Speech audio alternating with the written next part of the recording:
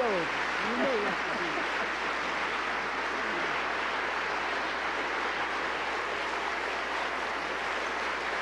Thank you.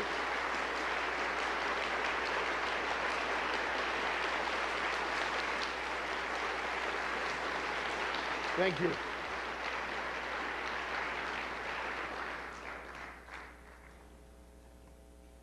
On the 12th of October, August, a Saturday, a Russian major vessel, a submarine, the Kursk, was sunk in the Barents Sea. Some hours later, the location of the sunken submarine was located, and in the following hours, the President of Russia, President Vladimir Putin, telephoned the President of the United States, Bill Clinton. They met by phone. There were discussions with the respective military groups, advisors on both sides. The two presidents discussed, and thermonuclear World War III was avoided. That's the fact of the matter, the essential fact.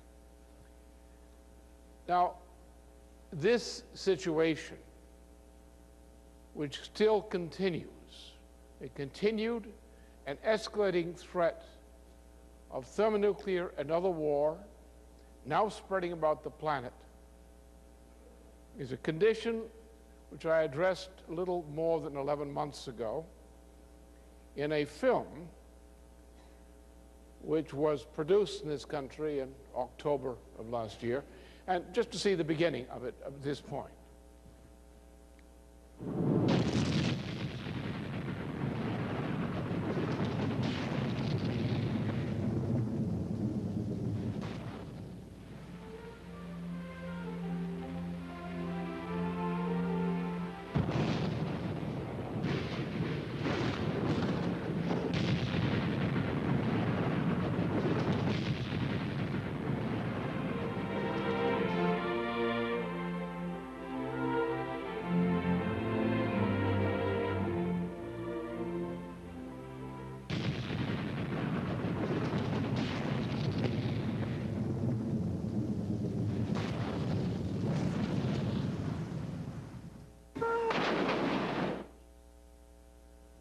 What you're seeing is a war in the North Caucasus region on southern Russia.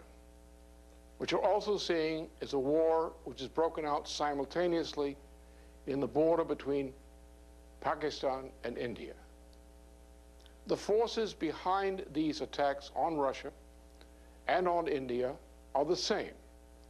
They are a mercenary force which was first set into motion by policies adopted at a trilateral commission meeting in Kyoto, Japan in 1975. Policies originally of Brzezinski and his number 2 man there, Samuel P. Huntington.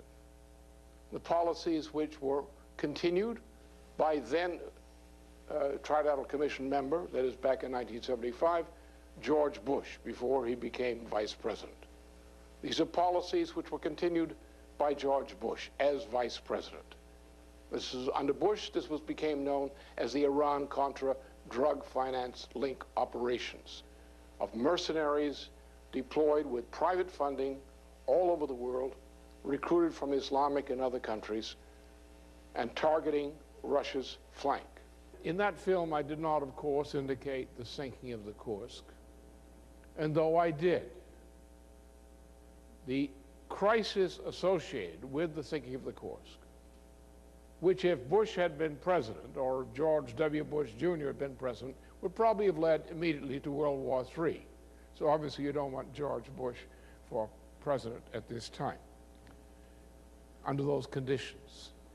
But what I forecast was a condition which already existed, a condition which in the later part of the films I indicated would continue, has continued, would worsen, had worsened, and we are still headed toward some kind of catastrophe which could be thermonuclear World War III or something equally bad.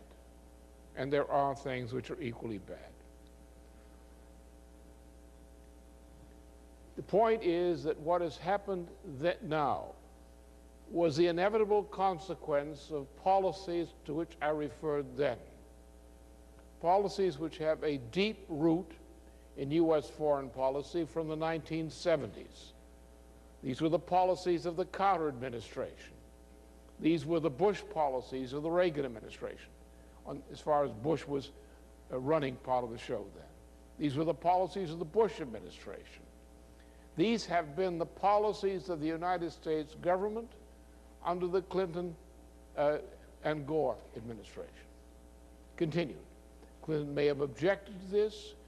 Clinton may have acted this recently to prevent this from becoming an aggravated crisis in conjunction with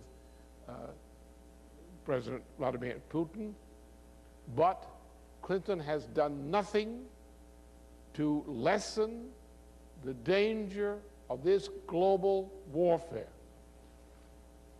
If Gore were to become president, or Bush, war or similar kinds of global catastrophe would be inevitable.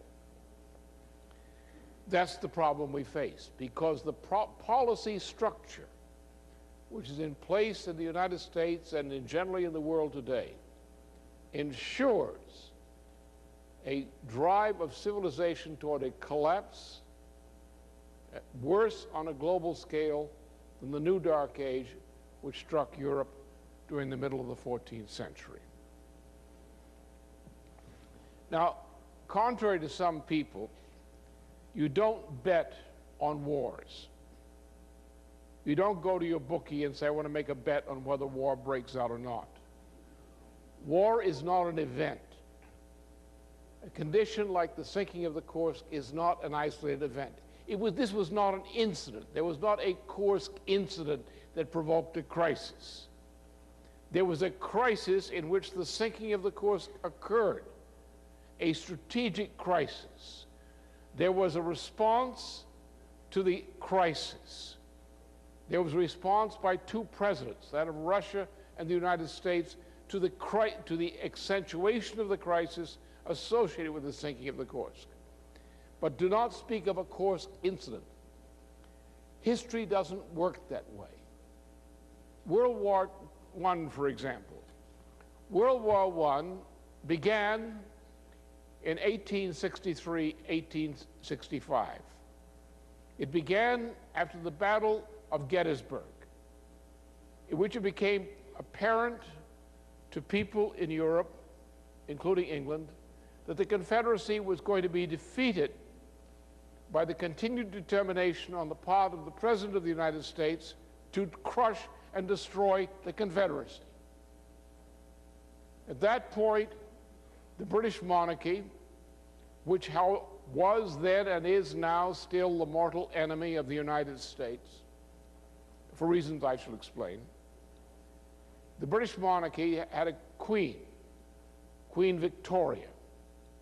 Queen Victoria had a son, who was later known as King Edward VII. Not long after the end of the Civil War, the husband of the Queen died. Queen Victoria, who was not particularly a mental giant or an emotional or moral giant, went into a state of crisis. She went up to Scotland, had an affair with a man up there, and spent a good deal of the time amusing herself on drugs. The records of the local pharmacy next to the castle up there indicated there were some very strange goings-on at the castle when the Queen was in attendance. Increasingly, when the Queen is in this depraved condition, that's why she was called Queen Victoria. She conquered depravity and made herself the empress of it. But her son, the Prince of Wales, actually acted as the monarch of the British Empire.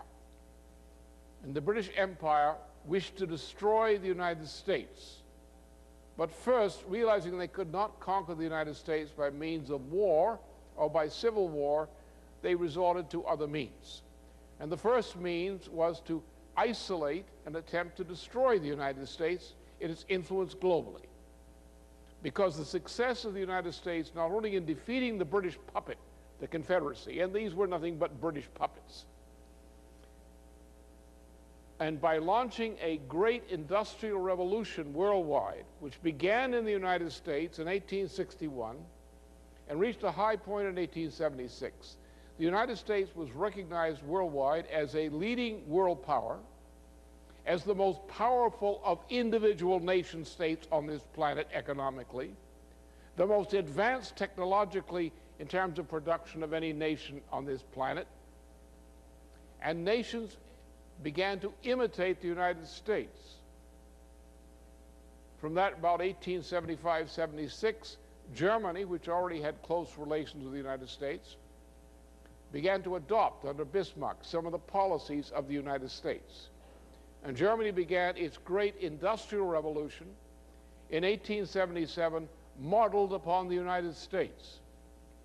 In the same period of time, a Russian, Mendeleev, the great Dmitry Mendeleev, the great scientist, also brought back to Russia, with the association with his Tsar, Alexander II, the attempt to implement the economic policies of the United States in Russia.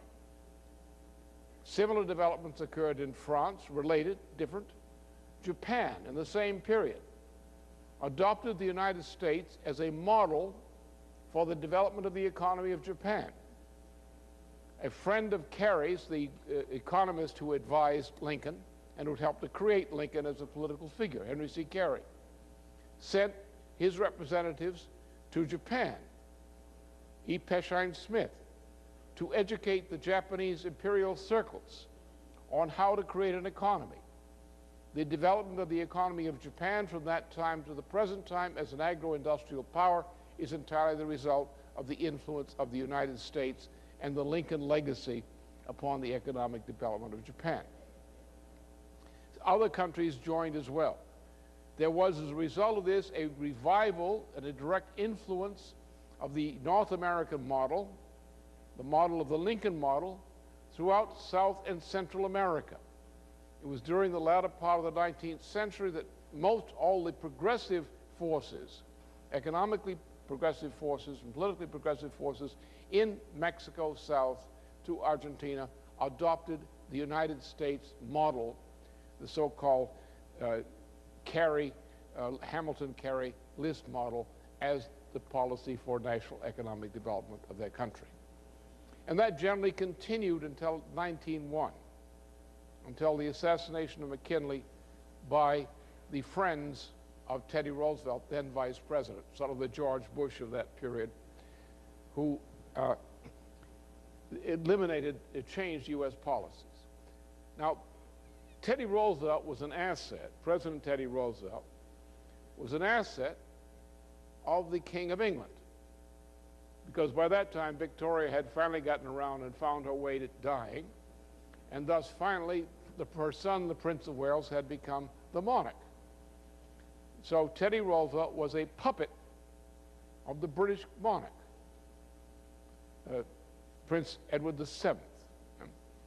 Prince Edward VII was out to destroy the power and influence of the United States globally by putting the nations of EurAsia, which had been attuned to the United States in its policy, by turning them against each other. This became known as World War I. Japan, for example, in the 1890s, which had been a friend of the United States, was taken over by the British monarchy. And the British, under the British instructions and British direction, Japan launched the first Sino-Japanese War in 1894-1895. Under British direction, as an anti-American move, the Japanese later launched a second war against the interests of China, the second Sino-Japanese War. In the meantime, the Japan war against Russia, which was organized also from London, directly with a British agent on the scene to help the process along, was used as a stunt to get Russia into the hands of those who were against the United States, who were willing to join the British and French in a war against Germany. And Japan, of course, took the side of the British in World War I. And that's how we got World War I. This was made possible because the President of the United States in 1901, Teddy Roosevelt, the man who rose to position by accession by assassination, was a tool of the British. And because Roosevelt's designated successor, Ku Klux Klan enthusiast Woodrow Wilson, the man who launched the second birth of the Ku Klux Klan from the White House officially and openly, a great Democrat of the type we know, was on the side of the British. And if the British had not had the Americans on their side for World War I, Britain would have lost World War I. So at that time, we had the emergence of the Woodrow Wilson, the Teddy Roosevelt, Woodrow Wilson tradition, which took over control of the United States effectively until Franklin Roosevelt. But once we got rid of Franklin Roosevelt by death, then the British were able to triumph and get the United States again back as a puppet of London, which the United States has been essentially to the present time. The importance of this in terms of the strategic situation is the issue then and now, and the time of the American Revolution remains the same. The British Empire, the British monarchy, was created by a rentier financier interest which consolidated its power over the English monarchy with the accession of George I as first king of the United Kingdom of Great Britain. From that time on, the establishment of an independent republic in North America became the central interest and cause of all of the patriotic, Republican-minded people in Europe. As a result of this, European forces in France, especially France, in Germany, Italy, England, and so forth, united to help make the United States independence a success. The United States became an independent republic only because of European direction and support for this cause. The intent of the Europeans up until the French Revolution, and even at the beginning of the French Revolution, was that France would become the second nation state, modeled as a state upon the policies of the United States as expressed by the Declaration of Independence and the Federal Constitution. The Jacobin Terror of 1789, that is from the 14th of July, 1789, until the beheading of Robespierre and Saint-Just 5 years later. The Jacobin Terror demoralized Europe and isolated the United States, which no longer had friends in Europe, or these significant nation-state friends. And thus, the United States was isolated. The United States recovered from this isolation with the victory of the United States under the leadership of Abraham Lincoln over a British puppet, the Confederacy, an institution which, like the French Jacobin Terror, had been orchestrated from London. Specifically, in the case of the Jacobin Terror, the Jacobin Terror was organized in France on the direction of the first head of the British Foreign Office's Secret Intelligence Service, the Secret Committee, by Jeremy Bentham. And all of the leaders of the 5 years of the French Terror, the Jacobin Terror in France, were operating under the personal direction of the head of the British Foreign Office Intelligence Service, Jeremy Bentham. The purpose was to destroy the chief ally of the United States, France at that time, to prevent it from coming back as what it had been before, and so forth. Once, after the War of 1812, the chief effort Britain was to destroy the United States from within. To this purpose, traders in the United States, centered in Wall Street and similar locations, organized what became known as the Confederate conspiracy. You had President Andy Jackson was a traitor. So was President Polk, a traitor. Both great Democratic, these were the founders of the Democratic Party. Martin Van Buren was the puppet master in charge of the traitor Andy Jackson. Polk was a British agent. President Pierce, another good Democrat, was a British agent. President Buchanan was a British agent. These are the people who, with Polk's initiative, organized and prepared the military conspiracy which became known as the Confederacy.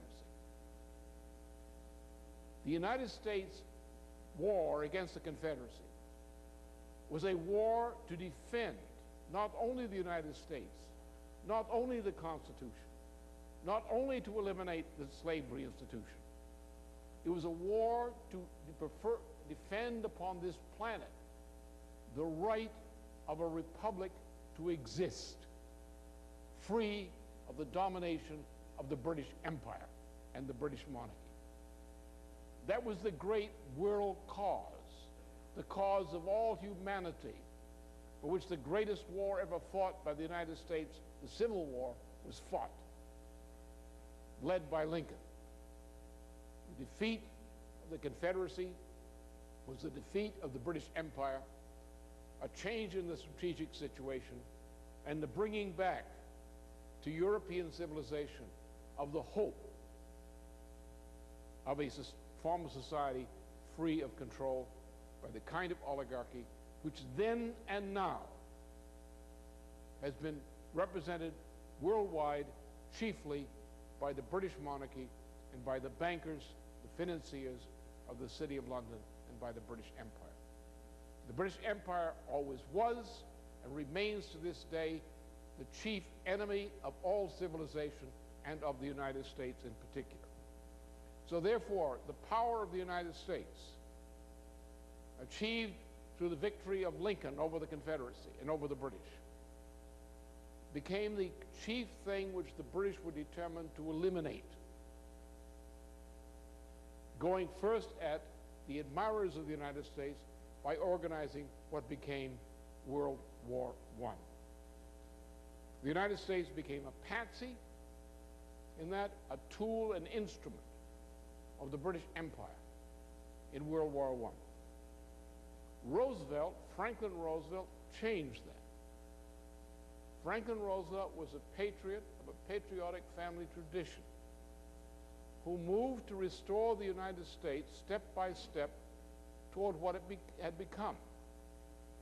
Roosevelt became the indispensable ally of the British for its survival against Hitler, the Hitler the British put into power in the first place. But Roosevelt was the greatest threat to the British Empire once the war had been won. Unfortunately, at that point, he was dead, and Truman was a stooge. Because what was Roosevelt's policy? Why did the British wish to be rid of Roosevelt? Why did the British spend the past period since the death of Roosevelt trying, among other things, to destroy the United States the way we are half destroyed today? Why? What's the issue?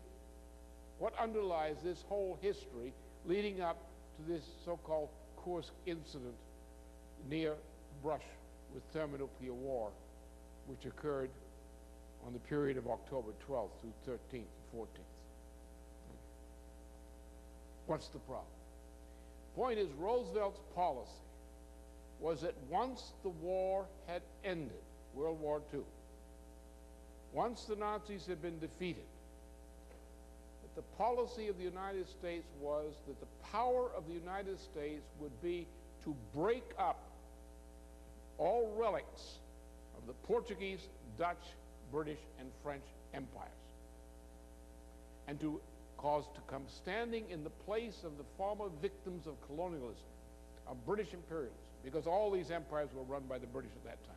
The Portuguese were stooges for the British. The Dutch were stooges for the British. The French were stooges for the British. Roosevelt was going to crush it all and use the power of the United States at the end of the war to bring this about. And where former colonies had existed, there were to be independent republics established. And the United States, as Roosevelt laid this out to Churchill at Casablanca for the case of Africa, the United States would use its technology and power not only to bring about the freedom of the victims of British imperialism, but also to give these countries the means, the newly freed countries, the means to stand on their own feet economically with U.S. cooperation in infrastructure and technology. In other words, what Roosevelt intended was that the former victims, or the victims of British imperialism, would have the same benefits which the United States brought to Western continental Europe, to Western Europe, with programs such as the original IMF, the original Bretton Woods Agreement, and with the Marshall Plan later. Therefore, that would mean the end of the British Empire, would have meant the end of the power of the London fakers and of the Wall Street gang as well, who were simply part of the allies of the British financier oligarchy. Would have been meant at the end of the British monarchy and everything it stood for. And a world consistent with the intentions of the founders of the United States as a republic, a world consistent with the intentions for which Abraham Lincoln had led the nation in defeat of the Confederacy. Thus, the first thing to understand, if you're going to make sense of the modern world,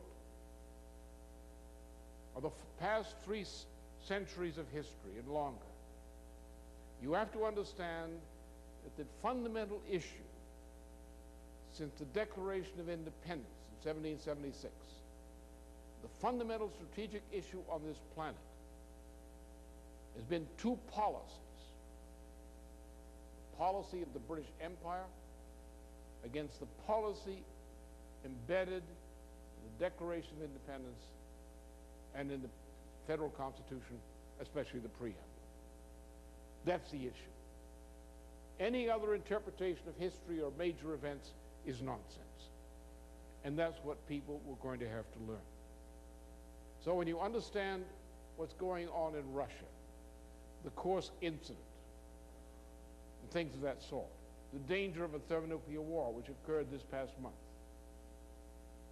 to understand that, you have to go to the fundamental conflict between the British monarchy and the fundamental interests of the Constitution and people of the United States. Any other attempt to understand history or to understand politics in this country or to understand why the British and its stooges in the United States hate me so much is that issue. And that's what I'll address here today. The purpose for all of us should be, and the Russian crisis is only part of it, a subsidiary part. The fundamental issue remains still. Can the United States redeem its own soul and break from the British monarchy? And can the United States lead the world to the kind of world which the founders intended to foster, the kind of world which Lincoln intended to foster, the kind of anti-colonialist, anti-imperial policy which Franklin Roosevelt would have carried out had he not died prematurely and be replaced by a small-minded idiot, Harry Truman. Or the Carter type, shall we say.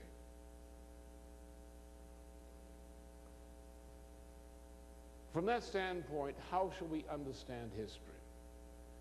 I've said many times before, and I'll deal with that today, the key thing and the key thematic subject I'm addressing here today is the principle of action. The principle of action is defined very simply in the following way. What is the difference between a human being and an animal? Why don't we eat people for lunch? Or I hope we don't. You never know with what they're serving in the supermarkets these days. Because man is not an animal. Well, an animal is a form of life, but there are many forms of life. There's yeast. There are bacteria. They're the forms of life. But what's the difference between man and other forms of life? That only man is capable of willfully increasing its power in and over the material universe. Other species have a potential for adapting, but their potential to adapt is fixed. They, as a species, cannot change their power to adapt. Only the human species, only the human individual can change the power of the human species, or any species, to adapt to the universe. This power lies solely in the ability of the human individual mind to do what Kant said could not occur. That is to recognize a fallacy, a contradiction in what we already believe. That is a contradiction between what we believe to be true and what the universe tells us is actually true in terms of results. Mankind can resolve these contradictions, which are sometimes called ontological contradictions, through the individual mind by making a discovery of a universal principle, such as the principle of nature, and then prove that that discovery is valid by means of an experiment of a very special type, which demonstrates the efficiency, the validity of that discovery of principle. The third step must be that we must share that discovery with others. Because if we do not share that discovery, then they cannot replicate it and they cannot cooperate with us in undertaking its implementation. The only way in which you can come to know a discovery of a principle is through an act called cognition, which Kant said could not exist. As a matter of fact, in his mind, it could not exist. You read his long, tedious writings, you know there was never a creative act performed there, nor a procreative act either. He's a bachelor to the end of his life. A man followed by a man carrying an umbrella, a servant calling an umbrella. That's about as far as it could go. Right? So this principle of knowledge is not something you can learn. If you go to a school where you say, learn to repeat the teacher's opinion, you don't know anything. You only know what you were able to discover in the same manner an original discoverer of a universal principle discovered it. For example, what's a bad musician? A bad musician is one who's learned everything but can perform nothing. He can repeat after me indefinitely. He's learned all the school books. He's learned all the routines. But put a piece of music in front of him, he doesn't play the music, he plays the notes. Because he can't put the notes together as music. He doesn't understand an idea in the music. The song doesn't work. It's sung, but it's sung as if by a machine. By some machine made, say, by the valley out there in California, Silicon Valley. But not a thinking, sentient human being. There's no idea there. So to communicate a discovery, to share it, you must cause somebody else to re-experience the same act of discovery as an original discoverer. If you want to study astronomy, you must first replicate the acts of discovery made by Johannes Kepler. You can't learn them. Newton learned something from plagiarizing a book by Kepler. Newton never discovered gravitation. It was discovered by Kepler. And the first elaboration of the discovery is in Kepler's New Astronomy, which was translated into English the first time, and Latin as well, but published in England in the middle of the 17th century. Associates of Newton copied from Kepler's New Astronomy and came up with what became known as 3 laws of gravitation. But there aren't 3 laws of gravitation. That was a mistake made by a stupid student trying to copy from a book he didn't understand. So, and then when people tried to apply Newton's laws to the universe, they don't work. Because they learned to copy what was in Kepler, but they didn't know what they had copied. Therefore, they didn't know how to use it. It's like giving an idiot a machine, which is a very well-designed machine, giving him an operating manual for how to operate the machine, and he always makes a mess of everything because he has no insight, no knowledge of what the principles are by which this machine functions. So in order to have mankind increase its power in and over the universe, the individual must be able to share the experiencing of a discovery, understand the paradox, the contradiction which the discovery solves, relive the experiment of the type which proves that this is true, and then go out and share everything with somebody else.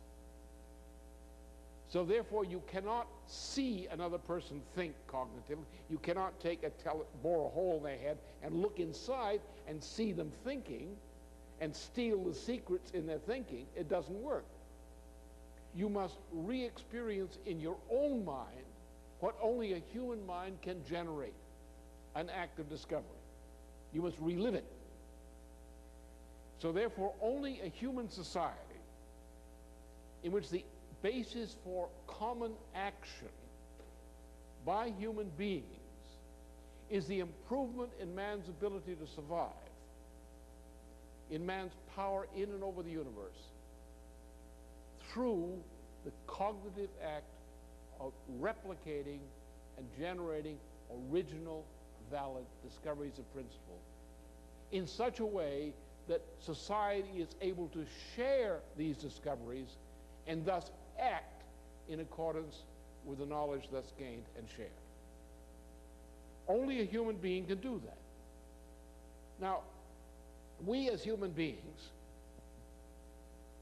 can live in only one way. We are mortal. Most of us know they were born, or at least they heard a rumor to that effect. And we all know we're going to die eventually. The machinery wears down. What happens to us? And what about all those pleasures that we have, the sensory pleasures you have in between birth and death? I mean, some people do eventually take the nipple out of their mouth, and go on to other things. But what happens to this whole plenum of pleasure-seeking, pleasure and pain, which some people think is important? Well, that pains me, I don't do it. That pleases me, therefore I do it constantly until it bores me, and then I do something else. Now, where does the essence of human life lie? Where does the self-interest of a human individual lie? If all that's in between birth and death were pleasure and pain. When it quits, what is there then? Only if you can do something human, not bestial, human in between birth and death, and if you can transmit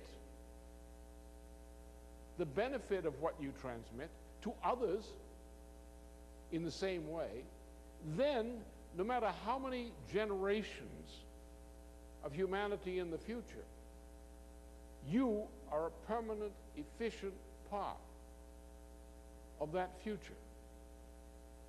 You live in the future as long as society continues to take the benefit of what you transmit. You, in turn, live on the basis of what you have received from thousands of generations before you. Ideas of principle, notions, the very existence of a literate form of language is a product of a long process of development of language. The ability to have a language in which you can communicate ideas of a certain sophistication requires a long process of creative contributions by many generations of people, thousands of generations. And when you live and breathe and live these things, live these experiences, you are reliving in yourself a part of the continued immortal existence of that person, each of those persons from whom this has been transmitted to you. And when you go on, you say, what's important to me? Who am I? Well, what is important about you? What's important about you is what you contribute in the way of generating, accumulating, and transmitting these principles by means of which mankind is able to cooperate, and to cooperate in ways which increase the human species' power to exist, the power in and over nature. That's you. Therefore, what is your fundamental self-interest? Your fundamental self-interest is to make sure that what comes after you gives meaning to your having lived. It is for that reason that people who are over 55 years of age were willing to die for their nation. Not that they wish to die. They wish to survive. They wish to conquer. But they put their lives in jeopardy. And people did it in many ways, not just in battle. They put their lives in jeopardy because living as that kind of person who would be an instrument for bequeathing something of immense value to coming generations was the most important thing in their mortal existence. Therefore, they put their lives on the line for the sake of their lives and their personal identity in humanity at large. Now, the fact of the matter is, the difficulty with this sort of thing, which is, I think, more or less obvious from what I've said to most of you, the difficulty is an emotional one. Most human beings today, especially in the United States,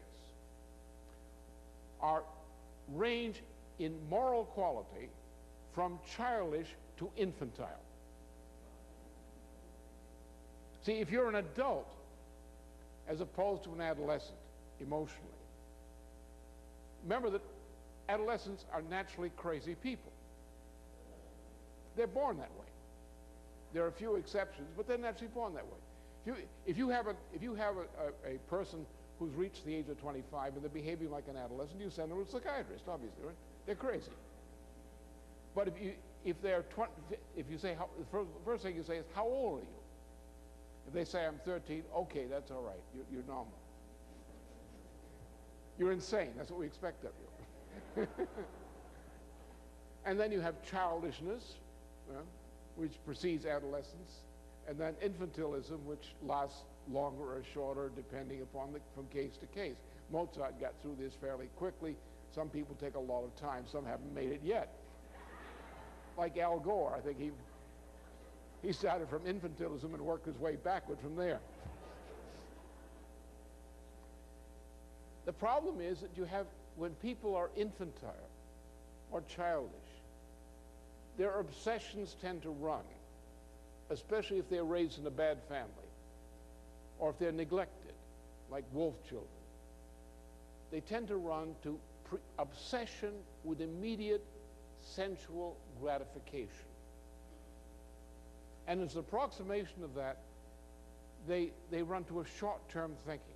Well, what will be good for me next week? Or if they may think ahead 1 year, what I'm going to get next year, what kind of a career I'm going to have. Huh? I got to get a new wife. I mean, the old one I've had for 2 years, that's already time for a trade-in or something like that. This is typical of the childish to infantile American. They do not locate themselves as an identity in their relationship to humanity as a whole, in a timeless sense.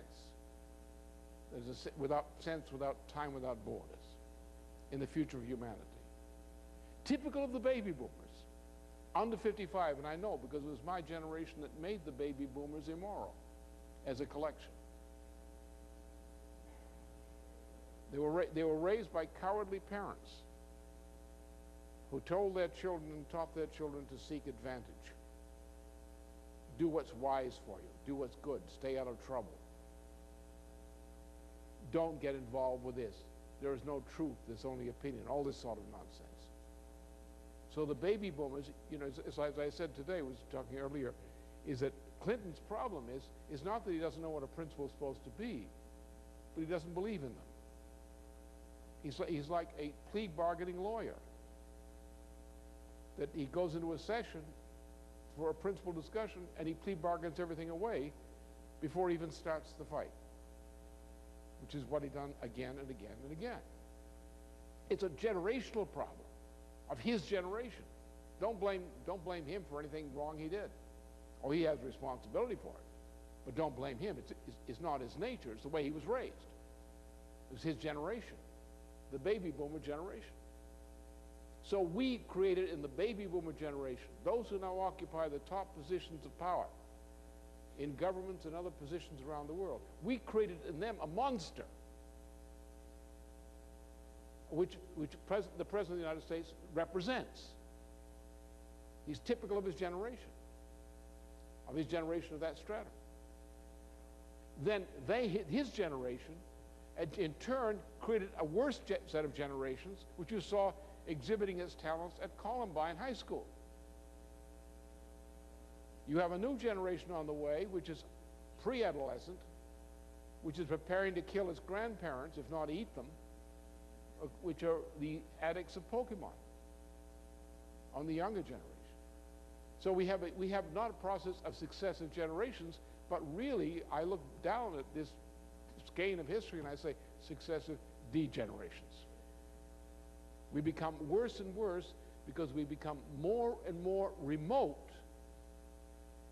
from a moral sense of what it means to be a mature adult human being, aware that he or she is mortal, whose notion of self-interest is located in what we can do with our lives to acknowledge and perpetuate the good given to us by previous generations and to pass it on, hopefully with some improvements, to generations yet to come.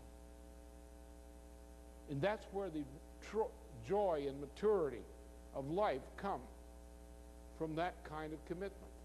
We have produced a generation, a post-war generation, including many of my generation, who went that way under the circumstances of the post-Roosevelt period, who degenerated. And it was their degeneration which affected, I think, about 95% of the people I knew of my generation. It became immoral. And they raised their children that way. And those who moved into suburbia to avoid blue-collar jobs really did a better job of turning them into degenerates than those who worked in the factories. And then they raised their children in the same way. So we have become historically more and more remote from a moral sense, from a sense of truthfulness. And that, so what is action? What is relevant action? What kind of actions can we take which the universe acknowledges to be a command? Well, typical of those kinds of acts that we make, which we can prove the universe will obey. Otherwise, the universe won't obey them.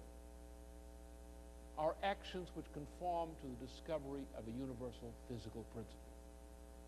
If you can discover a validated universal physical principle, and you can give that as an order to the universe will obey. Man is the only creature that can do that. They can formulate an order called a universal physical principle, validate that discovery, and issue that discovery as an order, a command to the universe. And the universe is compelled to obey. That is the means, the accumulation of these principles, which we are part of our technological culture, is the means by which mankind has been able to increase the life expectancy, to improve the demographic characteristics of populations, and in general to increase man's power, measurable power, in and over the universe per capita and per square kilometer. That's the great scientific experiment. We are able to do this not only through physical experiments, through physical discovery. We're able to do this by discovering higher levels of methods of social cooperation through which we're able to cooperate in fostering these kinds of discoveries and applying them. Yeah? So those things, those are the kinds of actions which the universe acknowledges to be man's willful actions of significance. Everything else that man does is on the level that any lower form of animal life can accomplish. So therefore, the kinds of action which distinguish a human being from lower forms of animal life is that, and only that. Now look at this question of strategy, which I've introduced here, from that standpoint.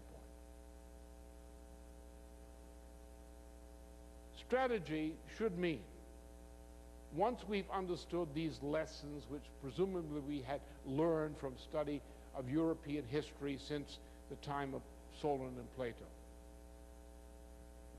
say what's important, what is strategy?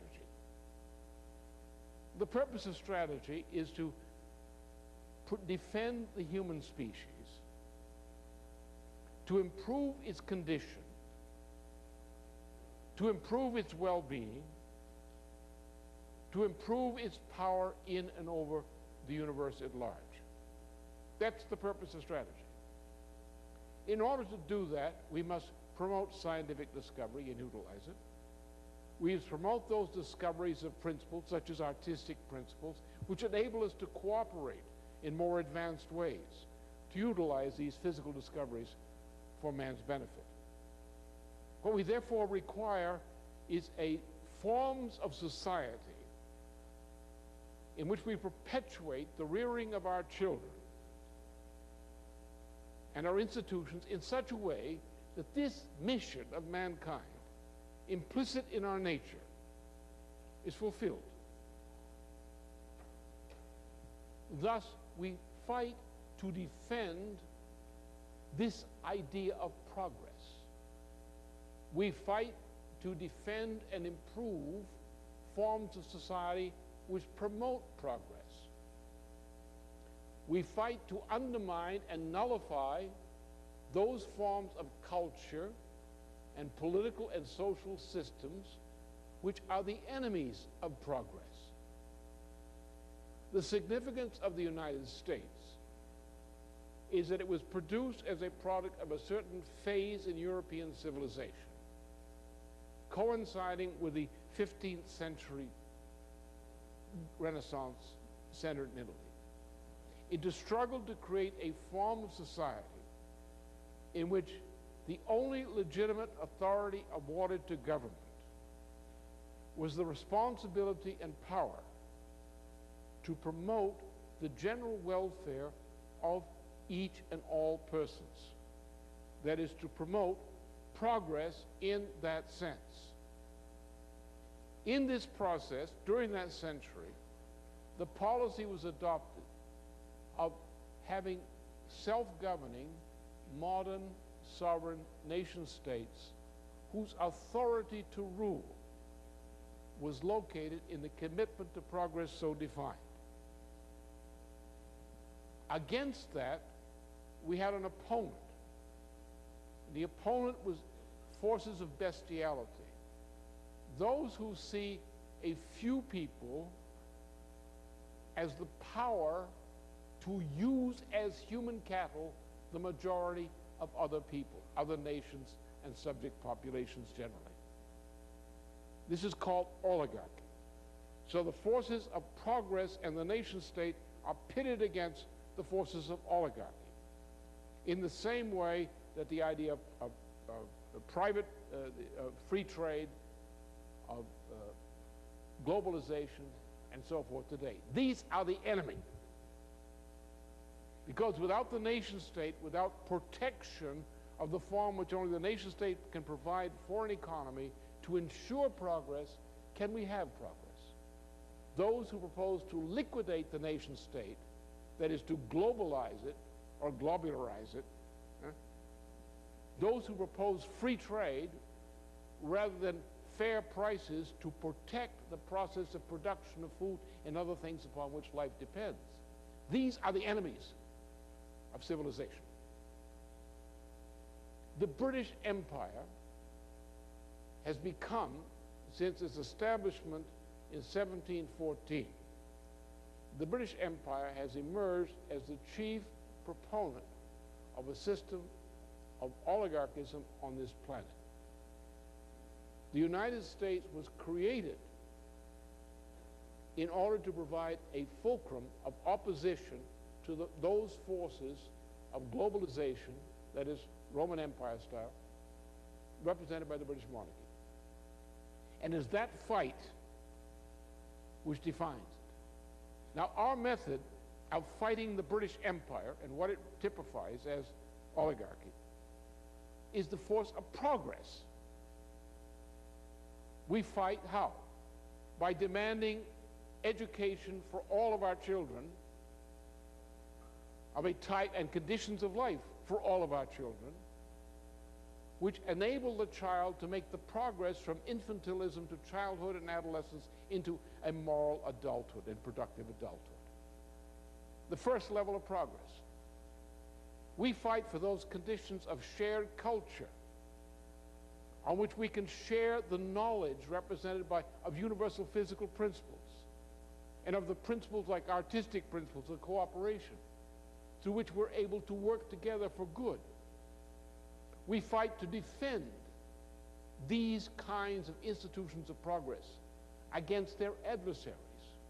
We try to win the adversaries over, since they're human, to our cause and say, come join the human race. You don't have to be British all your life, you can be human. We'll give you a green card to enter the humanity. We're not allowed to kill them. We're not like beasts, but we will and must defend our essential institutions, the institutions of progress. Thus, what I've described, therefore, becomes a principle of universal action for people. And the constant issue which we have to face up to today is to understand that the essential conflict on this planet is between the British monarchy and the United States, what the United States represented as progress at its making, what it represented under Lincoln's leadership, what it tried to represent again under the leadership of Franklin Roosevelt.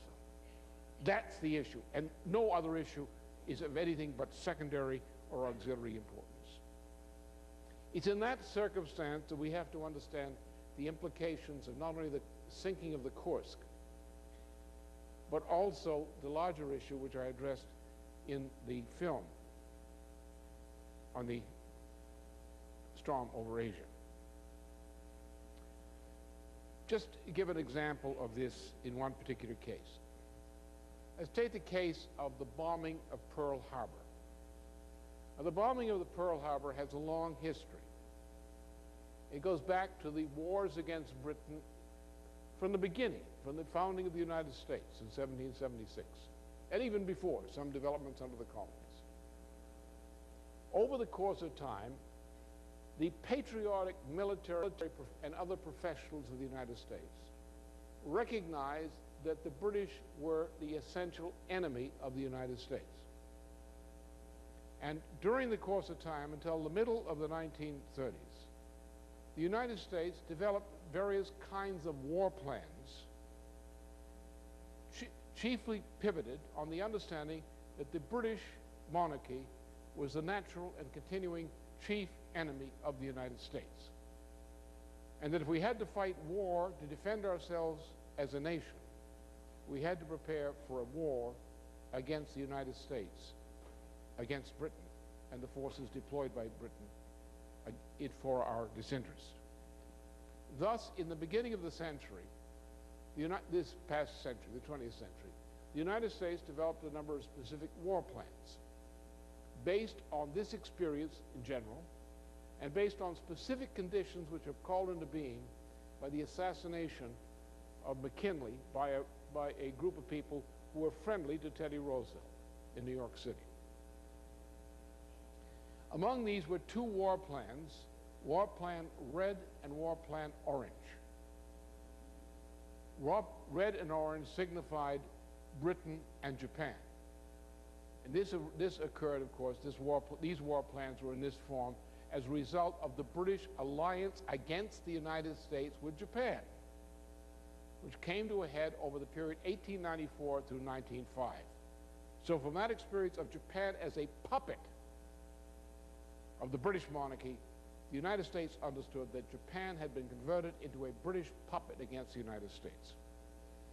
In the early period, the period of the Harding administration, there was a continuing process in which the British, together with the Japanese, tried to reduce the American naval power to the point that the United States Navy would be defeated in any war against Britain and its naval allies.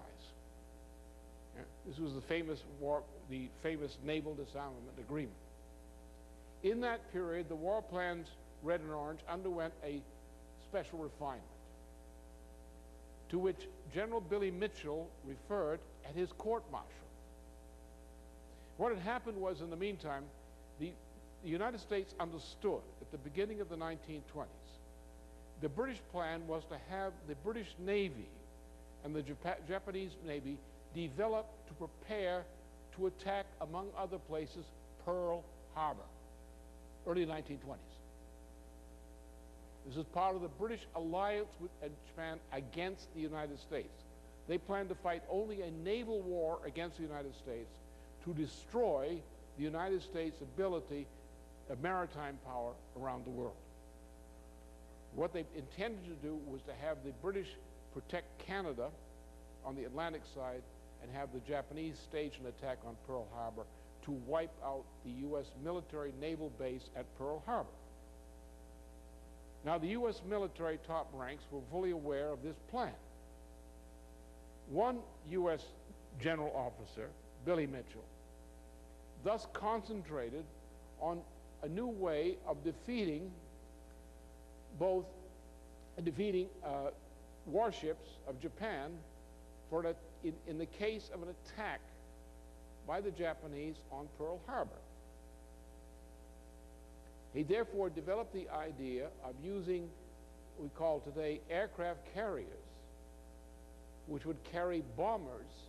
The bombers launched from an aircraft carrier would then be used to attack the Japanese fleet deployed against Pearl Harbor.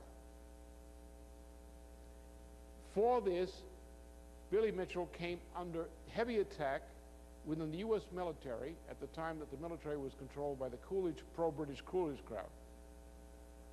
For this, in behalf of Britain. And this led to public arguments, and for making the public arguments, Billy Mitchell was court-martialed and stripped of his ranks and humiliated because he was out to defend the United States against British. So therefore, ask yourself something. How much of a surprise was it to the U.S. military when Japan attacked Pearl Harbor in December 7th, 1941? It was no surprise. The only surprise was that the Japanese put more aircraft on their aircraft carriers than in the original plan, and therefore that was an element of surprise, the amount of air power deployed against the Hawaiian Islands by the Japan fleet was the element of surprise. Nothing else was a surprise. The United States and the British had deliberately provoked Japan to make an attack in order to get the United States into war, because the American people were not prepared to fight a war at that time. Therefore, the Pearl Harbor attack was necessary to accept and to provoke in order to have the kind of incident that would allow the U.S. population into willingness to go to a general war. Hmm?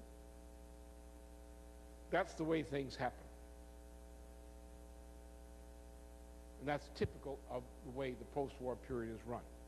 People who think the British are our dearest and closest ally simply are not patriots of the United States, or we might say they're either sub-adolescents or even infantile, like Cap Weinberger and so forth, and Sir Henry Kissinger and so forth. Right? So the key thing here is the principle of action. Action means, in politics and strategy, it means the action by means of which, in general, mankind's power in and over the universe is maintained, which means actions which promote the existence of the sovereign form of modern nation state, the protectionist model. It means actions which promote the development of our population in ways to raise them to higher levels of culture through education and so forth and better conditions of life. Huh? It means cooperation among nations which agree with those principles, which ought to be in partnership with each other. And it means opposing, even to the point of going to justified warfare, of defending those institutions of progress against the adversary, of which the chief one, continued to this day, is the British monarchy. This means also in progress the promotion of scientific discovery and of classical artistic culture in our schools and in our practice elsewhere as a way of developing our minds, the minds of our people, to cooperate and to be able to address these kinds of problems and to promote progress. Okay, now that saying, let's get on with it, with that introduction. Admittedly long, but you'll see why it's relevant. Let's turn to this first figure I did. The first time I did it was in November of 1995. The collapse function, this first figure. This I did the first time Hogue and I were invited guests at a Vatican conference. And in the context of the conference, I was invited by the sponsors of the conference to submit a report to the Vatican on this general subject. And in order to try to explain to priests and others that what they probably may not be technologically qualified to deal with, I use this way of illustrating the basic characteristic feature of the ongoing destruction of European civilization, including that of the United States. This three chart thing, which many of you are familiar with, that what has happened especially since 1971, with the actions by Nixon in 1971 in collapsing the previous Bretton Woods system and setting up the floating exchange rate system, was the following process. That this curve here represents say this is 1966, 1971 approximately. That's the 0 point. Now, since that time, especially since 1971, the characteristic has been that the per capita real component of U.S. production and consumption has been in a space of accelerating decline. That during the same period, we've had a growth of the total financial aggregates. For example, today that means that compared with about $41 trillion equivalent in terms of official reports, a world gross domestic product of all nations combined, 41 trillion, that in short term alone, the total amount of financial aggregate today in short term obligations is over 400 trillion. In other words, at least 10 times the amount of the total annual product of the world as a whole. And that does not include all debt. This is what's happened. We, as a nation, and the world system at large, is presently hopelessly bankrupt. So don't say when is the crash coming. The crash is already here. We have already crashed. We have not yet hit the ground, but the wings have torn off and we're going down. Right. Now, in the meantime, in order to pump up this financial growth, what has happened is that we kept pumping in more printed money, both Federal Reserve dollars and other kinds of monetary forms, into the system in order to feed this leveraged growth of financial aggregates, sometimes called financial asset values, things like that. In order to do that, we have been looting the physical economy. We've cut down, look at what's happened to power production. We do no longer produce enough power to meet the same standard of production we did 35 or 30 years ago. So we just let our plants go to hell or shut them down. Our power production is down. Basic economic infrastructure is down. Through Al Gore's reinvention of government, we now have forest fires. We might say that Al Gore has been a flaming failure as vice president. Right? So these kinds of things, the standard of living. For example, what part of your income from a single income of a normal head of a household, what percent of your income do you pay for rent? How many years' salary do you have to have from that single head of household income to buy a mortgage on a house? Recently, what's happened is you've seen that result of this financial aggregation and collapsing of real output, you see we're now in what I'll come to later on, double-digit rates of inflation in progress. We're now headed toward $50 a barrel oil or higher. We've had 10 to 30% increase in metals prices in a recent period, in the past 12 months. We've had similar rises in the price of food. The price of rents and housing acquisition has skyrocketed, again, 30 to 40% in the past year, depending on what part of the country you're living in. Our industries are collapsing and everything. So this process of inflation, collapse, taken together, and the number of incomes you have to have in a household in order to support the household or not quite support it has increased. That's what this is about. So this rate of growth in itself, described by this curve, is hyperinflationary. But at first, the value has been expressed in terms of hyperinflation in so-called financial asset prices.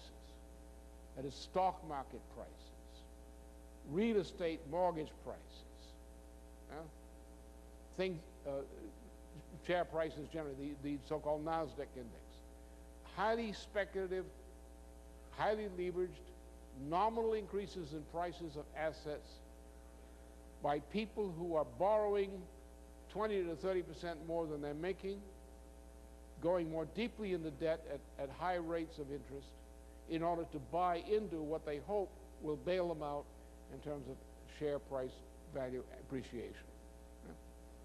The economy being destroyed. Now, look at this next figure, which I want to get, a gentleman you have to be acquainted with, Mr. Bernhard Riemann. Bernhard Riemann is one of my heroes. He was a famous student of the great Karl Gauss, probably the greatest mathematician in modern history, who made a fundamental discovery to which I turned in the beginning of the 1950s. I made a certain fundamental discovery in respect to physical economy, the science of physical economy. And in order to try to put what I had discovered in mathematical form in 1953, I turned to some of the work of Riemann, and Riemann's work was what I've incorporated into my own discoveries ever since that time. This is a diagram of another aspect of Riemann's work, which I also have relied upon. This is called a depiction of a Riemann shock wave. This was something that was developed by Riemann in 1858, which is where the first discovery of these transonic, supersonic velocities, the existence of them in nature, was proven by Riemann in the famous paper. And this particular diagram, which is cut in plastic, was done for me some years ago, is a diagram in 3 dimensions of the way in which a transonic shock wave is developed as a projectile is approaching the speed of sound. Now, this same kind of phenomenon, or similar kind of phenomenon, comes up in economics as you approach certain boundary conditions. And that's what we're at now. The point is, today we are in we're on a shock wave front. Let me summarize this way. I'll come back to this again. During the period between March and the present time, maybe earlier, but certainly by March, the U.S. economy and lot part of the world economy entered into a hyperinflationary explosion like that which gripped Weimar Germany between March and November 1923.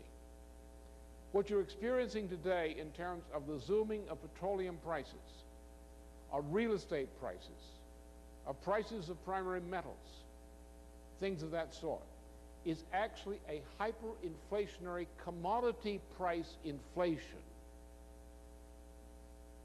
based on the same principles which led to the disintegration of the German Reichsmark in 1923 over the period March through November.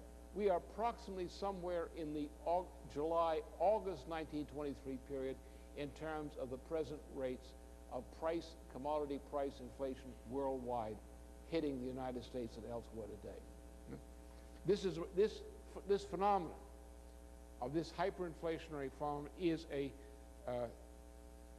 an example of this kind of problem.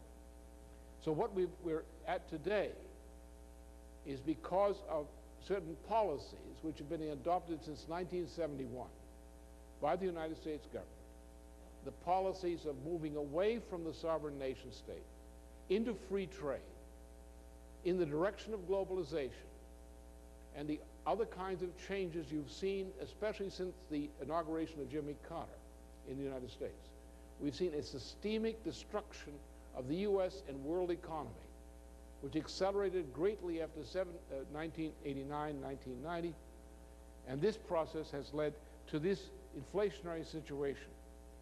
When the danger of the blowout, a deflationary blowout of the world financial system struck in the between the summer of 1996 and the fall of 1998, in October of 1998, the United States government and others decided to pump a wall of monetary inflation into the present hyperinflation.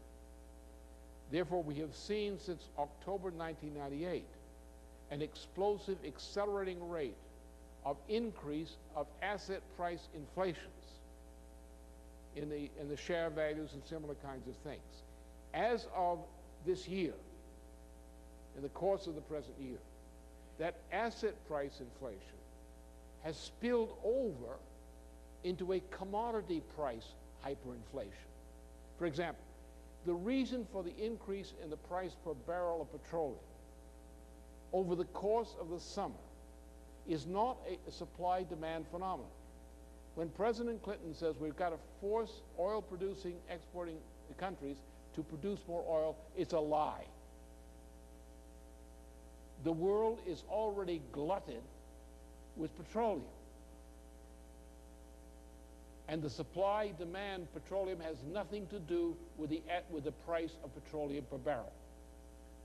The price of petroleum per barrel, the gasoline price, heating oil price, so forth, is entirely a result of speculation, hyperinflationary financial speculations in mergers and acquisitions in the conduit from the ocean, the oil petroleum product, through the refineries and through those institutions which have bought into the handling and speculation upon refined product and downstream futures, delivery futures out of refineries.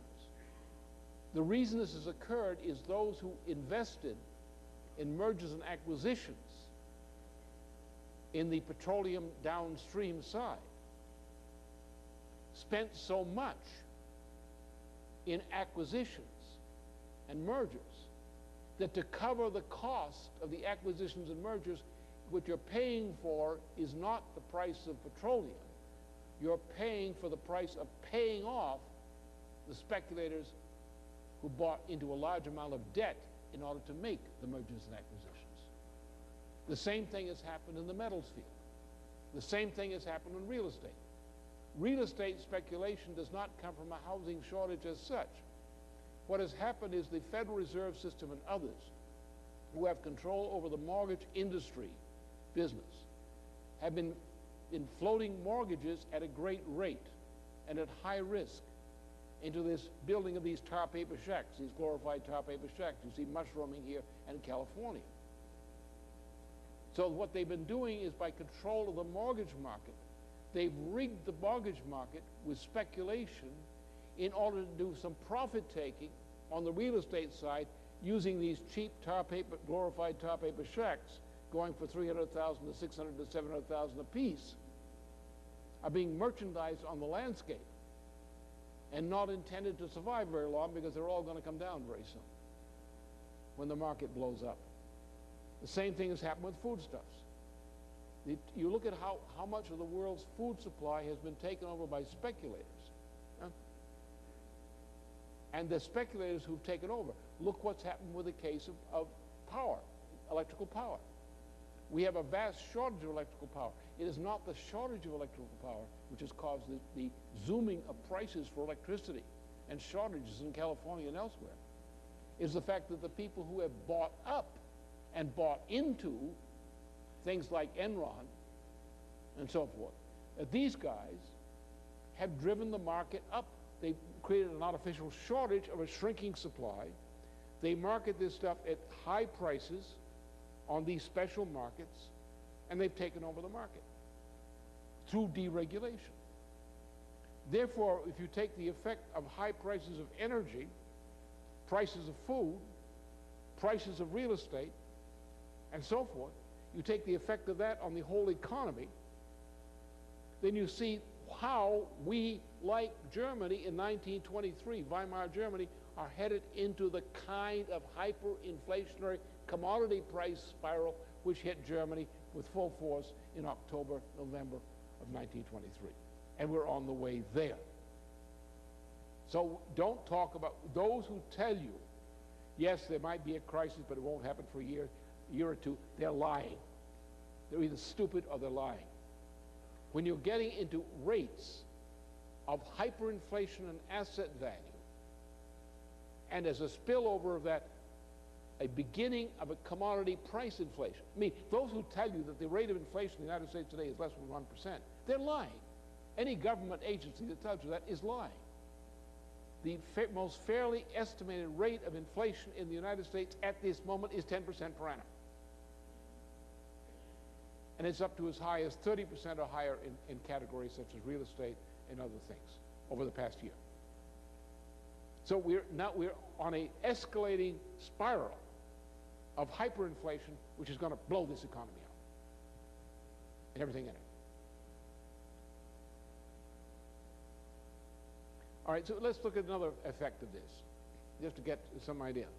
The disease. In 1973, I wrote a memorandum to some of my associates on how we would be doing our science work in connection with what became, in that period, EIR. So what I did is I took the case of a very famous Russian scientist, Vladimir Vernadsky, who did a lot of work on what's called biogeochemistry and related things. He was a student of Pasteur of some significance, and correlated the effects of the 1971 decision by Nixon, which sank the Bretton Woods system, and what the effects of that policy would have on the spread of disease and other demographic effects in places such as Africa. In the following year, we produced a report on the subject of the global threat of disease, spread of disease and so forth, targeting in particular Africa as a model case. And these studies of these spreads of disease were a part of the byproduct of that program. We maintained that study, of course, over the years. In the middle of the 1980s, it became rather celebrated when the question of the knowledge of HIV or AIDS broke out. And we did further studies showing what the impact would have to be of the spread of a disease and cofactors and correlatives of HIV worldwide. This study we did, if you look at the recent CIA report, which was on the threat of AIDS or HIV, you'll find the figures that we wrote in 1987 on what had to be done about HIV are highly accurate, that our figures from that time are the accurate figures. So this is the part of the same process. We see not only a destruction of the economy, a monetary system and financial system which is about to collapse, the fact that we're in a spiral which is leading toward a total blowout of the system, like Germany in 1923. And on top of that, under these conditions, the lawful rate of spread of disease of old and new types and their interaction with one another and the demographic effects are becoming clear. Okay, let's go on. Just take the next one on the question of the 1956, 1975 period. All right, this is the basic pattern. 1977, and that's the year that Carter was inaugurated as president. The top figure is the lower 80% of the labor force, family households. What percent of the total national income do they represent in terms of family income? As against what percent of the total national income is controlled by those in the upper 20% of family income brackets? And you see there's been a qualitative transformation in the quality of income, in the quality of employment, circumstances of family life in the U.S. society as a result of both the 1971 decision by Nixon and the policies of Carter and his followers from 1977 on. And that's what we're getting today. That's where we are today, approximately. This is a more recent figure. And that's where the big social crisis. Now, I made a number of warnings on this subject just to indicate how we got here. One of the first, after what I warned about with Carter, what Carter's policies would lead to in 1977, they did lead to exactly what I warned. I warned in the October, November of 1979 that the Volcker measures adopted would sink the economy, that the United States would be driven into a recession by February of that year. That happened. That would persist for at least 2 years. It happened. Then we went on. We went on to, after Volcker, look at the prime rate, for example, of Volcker. You see the period 1980? This is what Volcker did to wreck the U.S. economy. This is what sank, among other things, the savings and loan institutions. Some of you may remember them where they once existed. They were wiped out by this, and that's in that period. And you see what's happened since then. Go on to the next one, the rise in debt. You see again, from the 1980s, 1990s, what has happened since the 1970s in terms of the rise in debt. Go on to the next one. This is the forecast we made in 1980, a comparison of forecasts. The big thick red line on the lower side is what EIR forecast over that period into 1982. The actual is the black line, which goes higher and follows down toward where we went. The others went sort of sliding up, industrial production index, and they were all wrong. So again, all over this period, the forecasts we've made have been consistently, as in this typifies, correct. We don't have, all right. Then in 1987, of course, in May 1987, I forecast the probable stock market collapse of October 1987, which happened on schedule as I had forecast, which resulted in a qualitative change in the character of the U.S. Financial system. At that point, that crash coincided with the shift of power in the Federal Reserve System from Paul Volcker, who had sunk the economy under Carter, to Alan Greenspan, who's been sinking the economy ever since that time. This led, of course, then in 1988, where in Berlin, on October 12th, 1988, not getting close to an anniversary now, the 12th anniversary, I forecast in Berlin that what I'd been forecasting would happen over previous years, that the economy of the Soviet system would begin disintegrating, and that in the following short period, following the end of '88, we should expect a disintegration of the Soviet system beginning in Eastern Europe and spreading into the Soviet Union itself, which of course is exactly what happened. That was generally denied, but it happened. I also set forth some policies which the United States and others should follow to deal with that crisis, and at that point, when it actually happened, Thatcher and Bush and others took a policy directly opposite to what I had proposed. As a result of their policy, we have the crisis which I referred to in Storm over Asia, and we had such incidents coming out of that as the crisis over the Kursk this past month. Then in 1992, I again said, all right, now we're going into a great mudslide, which George Bush's policies have set into place, and that's continued. Now, we have, again, let's look at the second collapse function. Okay, now this is you see, this is quite similar to the earlier function I showed you in connection with the Riemann explanation, similar to what I first presented in 1995. In this case, note this area here. Right? This is the point at which the hyperinflation in commodity prices began to break into place. This is somewhere in between March and July of this year, something like that. Maybe slightly earlier, so forth. But at least the figures so far indicate it occurred about here. Now, what happened is, you see, in the earlier part of the process, the financial curve is growing higher than the monetary growth. That is, the amount of money that has pumped into the system to sustain the financial speculation is less than the amount of financial aggregate generated. Now, however, as occurred in the case of Germany, in the course of 1922, 1923, Germany was paying for its war reparations debt on schedule.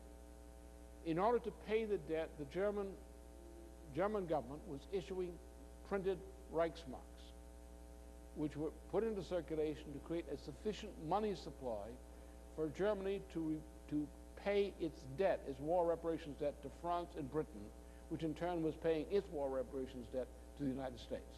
And this is the secret of Hitler. So, at a certain point, the amount of the monetary aggregate which is being pumped in by the German government in trying to chase this spiral of inflation exceeded the total amount of the debt. When that occurred, the result was that a hyperinflation, first of all in 1922, in terms of some of the background scenes, but in 1923, especially from about July on, the general hyperinflation in Weimar exploded in a commodity price inflation. The big explosion occurred in places like foodstuffs, manufactured products, so forth, power, and real estate. And this explosion at that point is what, between July and November of 1923, sank the German Reichsmark. We are now in a similar situation, in which the total amount of monetary aggregate, which must be poured into the United States to bail out Wall Street, to keep it from collapsing, is of the same nature. Thus, any attempt to maintain the present policies of the United States, even for the next 2 months, the period of the election campaign, would be sufficient to destroy the U.S. economy flat. Not a depression, not a deflationary collapse in the ordinary sense, not like 1929, but a disintegration of the U.S. dollar. And we're on the edge of that right now. That's what they're playing with. That's the time bomb they're bouncing around. That's the bottle of nitroglycerin that passes from hand to hand, hot little hand to hot little hand. So that's the present situation. In the meantime, the effect of this is you have an accelerated rate of collapse of physical product produced by the United States and by the world economy, especially in the United States. We are headed for a disaster beyond anything seen in 3 centuries. That's where we're headed right now. Well, look at some other figures which are quite relevant here. Get to the rate of money for speculation, just to get us an idea of how this goes. Look at the expenditure here. Look at your years first. There's your time frame. Here's your almost flat rate of expenditure for plant and equipment, and this does not fully take into account the effect of inflation. Now, what's the total amount of investment? What are they investing in? They're not investing in production. Investment in financial instruments. Okay, next. Now look at the composition of employment. From 1947 to 1999. You see that the U.S. labor force, in terms of numbers, or percentiles essentially here, the U.S. labor force, productive labor force, that is farmers, factory operatives, and so forth, has remained approximately constant while the population has been growing. But the number of employees has been skyrocketing. Essentially, except for productivity, which has been collapsing, productivity growth has been collapsing since 1970. Which means that the actual net physical product per capita of the U.S. labor force has not been increasing significantly. You watch things like the shutting down of steel plants outside of Pittsburgh and things like that. We have been tearing down our infrastructure, our productive potential. So essentially there's been stagnation in the actual amount of product produced while the population has grown and while the total number of employees has grown, while actually hidden unemployment has also been growing. So you see, here we have another case of a change in the composition of employment of the U.S. labor force as a whole, which is a warning sign we're headed for disaster. Go on, Nick. Now, look what's happened here. This is a warning of coming bankruptcy, of general banking bankruptcy.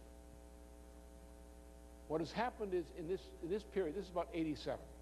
This is the time that Volcker, or rather Greenspan, made the big reorganization in the national banking system at the time of the 87 crisis during that general period. Now you see what's happened. The concentration of banks through mergers and acquisitions and other things has been involved with something else. Banks are no longer really banks. You have the bailout of Citibank by the Bush administration, which was essentially bankrupt some years ago. And the U.S. government bailed it out because it was considered too big to fail. So the U.S. government bailed it out. Globally, the banks have been used to conduct a vast swindle, in which the real estate speculation is part. What you see out there with these tar paper shacks or grass shacks or whatever they got out going out there at $400,000 and up per piece.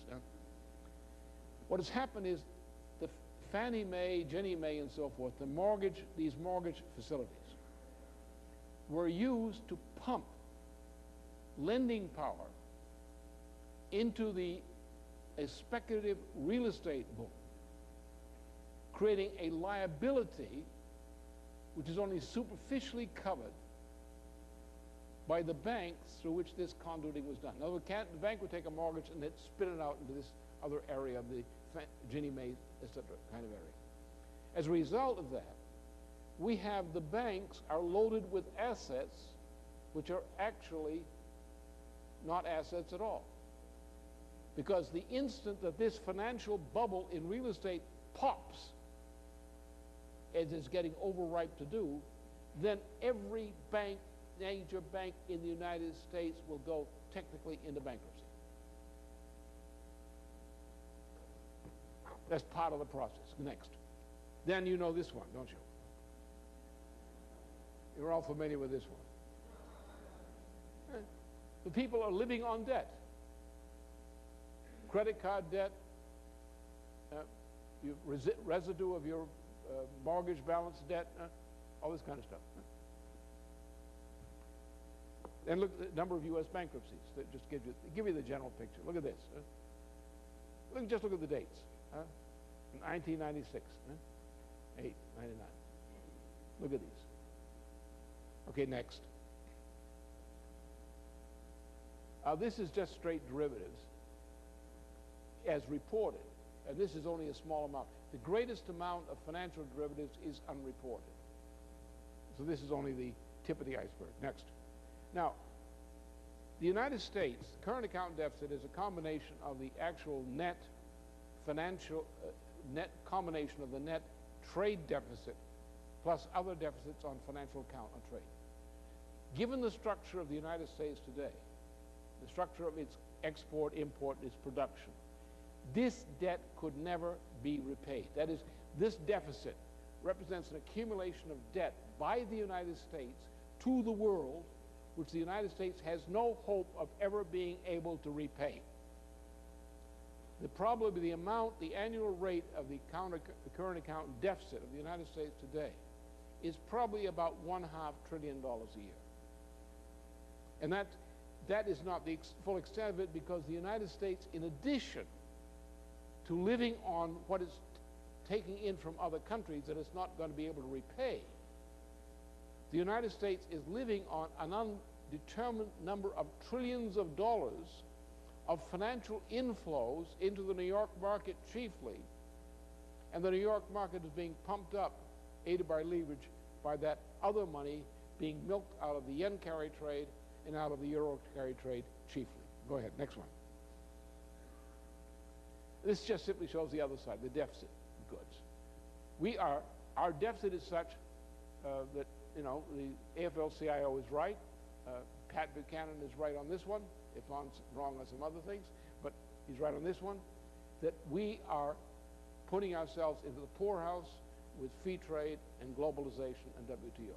We're not producing enough to meet our own requirements for survival. Next. Same thing. Same kind of figure. Next. You see what's happening. This is where the bankruptcy is occurring. This is where the financial hyperinflation is occurring, the one that's spilling over and reflected in the commodity price inflation now ongoing. Next. Right? This is a simple relationship here. Rate of mergers and the price of oil. You see, the reason for the rise in the per barrel price of petroleum, now soaring toward $50 a barrel, and who knows where after that, which will have a maximum impact on the economy if you think about things like what does it cost to heat your home in the year, what does it cost to transport by automobile at these kinds of price increases and so forth. This is strictly a result of nothing as much as the financial mergers and acquisitions, which is part of the whole swindle. This is back to the principle of action. In 1982-83, February 1982, I held a conference, a very largely attended conference in Washington, D.C. It was 400 or 500 celebrities of various nations, largely military and others, U.S. government, East Bloc governments, European, Western European governments. And I presented at that time what I presented as the alternative to Kissinger's policy. This is the policy which became known as Strategic Defense Initiative. Now, the important thing is to understand what the original SDI was, contrary to the idiocy which you hear in the press today about missile defense, which what you hear in the press is idiocy by people who are worse than idiots. And they don't know anything about missile defense. What I proposed was not a simple missile defense system. What I proposed was a way of destroying Kissinger's policy. And I said so at the time in a paper which was later published in March of that year. Right? Point was, I said, here we are, we're headed for a thermonuclear confrontation with the Soviet Union, which people think they've got managed. But from a physical, technological standpoint, what they're proposing is incompetent. And therefore, where they think that Kissinger's SALT I treaty and his ABM treaty are ways to stabilize the U.S.-Soviet conflict, they're actually ways to destabilize it by the nature of the system itself. So what we have to do is something completely different. We do have the ability to devise systems, new kinds of physical systems, which could deal effectively with thermonuclear missiles. That is, render them effectively technologically obsolete down the line. But that was not the extent of my proposal. The proposal was that instead of having the Soviet Union and the United States engage in this crazy chicken game called SALT I and ABM, why don't we find a way out of the conflict itself? How? Because the Soviet economy, like the U.S. economy, is collapsing. The present policies of the U.S. economy, the present policies of the Soviet economy ensure a collapse of those economies, physical collapse. So why don't we change the policy? Why don't we go back to the space program of Kennedy? And let's do what we proved with Kennedy. Remember, according to the estimates which were made in the middle of the 1970s, the United States got more than a dime of additional GNP out of every penny the United States invested in the space program, the Kennedy space program. The point is that since increases in productivity come directly only from improvements in technology derived from fundamental scientific discoveries, the higher the rate you convert fundamental physical discoveries into practice, the greater the rate of increase of productivity per capita population and per square kilometer of area. The problem of both the Soviet system and our own, though in different degrees, I said at the time, was that the United States was not generating a rate of net growth in physical productivity sufficient to maintain the economy. Therefore, we needed a program for forced draft, science-driven, technological progress with some mission, like the moon mission, but as a byproduct of that mission, such as the moon mission, we would generate spillovers in terms of technological progress by such a crash program to put the United States economy back on the plus side in terms of net growth. The Soviet economy does not work for similar reasons, different but similar reasons. Therefore, if the Soviet Union, with its vast military, scientific, technological capability, were to put that capability in cooperation with us in global technological progress, and if we focused upon developing countries, South America, Africa, Asia, to do what Roosevelt proposed be done for these countries had he not died, then the benefit of such a program would put the two things. It would put the two economies back on the plus side together with Europe. And it would also be a way of creating a global agenda which would solve the conflict problem. Now that was the SDI, the original form, which is what Reagan proposed on March 23rd, 1983 in his television broadcast. Nothing else. Later, to the Heritage Foundation and other clowns, that definition of SDI was sabotaged and destroyed. As a result, in the field, even though there are a few competent people rattling around in the cages there is no competence in the U.S. military on this question of missile defense. It was destroyed in the summer of 1983 through the Heritage Foundation's influence on Reagan administration policy. Now, I cite that now not really because those are typical of the measures which I have proposed. And this had tremendous support in 1982 and 83, even to 84. I had meetings with some of the highest level military and other authorities in Western Europe and elsewhere, as well as in the U.S. on this question. I was an integral part of the planning and campaign for this. I carried this message into Europe before anybody outside the National Security Council, except me, knew about it. Yeah? And only a few people in the National Security Council knew about it, and some of them tried to sabotage it when they found out about it. But this shows there was an approach which could have solved the problem. On drop-off, turn it down cold. Other people in the Soviet Union looked at it much more seriously. But on drop-off, who had a commitment to something else at the time, they mean the British, turned it down flat without discussion. And that was the way it got killed. But nonetheless, it worked. Now, we did the same thing later, coming out of 85. We had a friend of ours who died, Kraft Erika, who was a leading space scientist, first for Germany, then for the United States. And he had become a friend of ours. When he died of cancer, Helga, my wife, organized a conference sponsored by others for him. So as part of this thing, we put our heads together.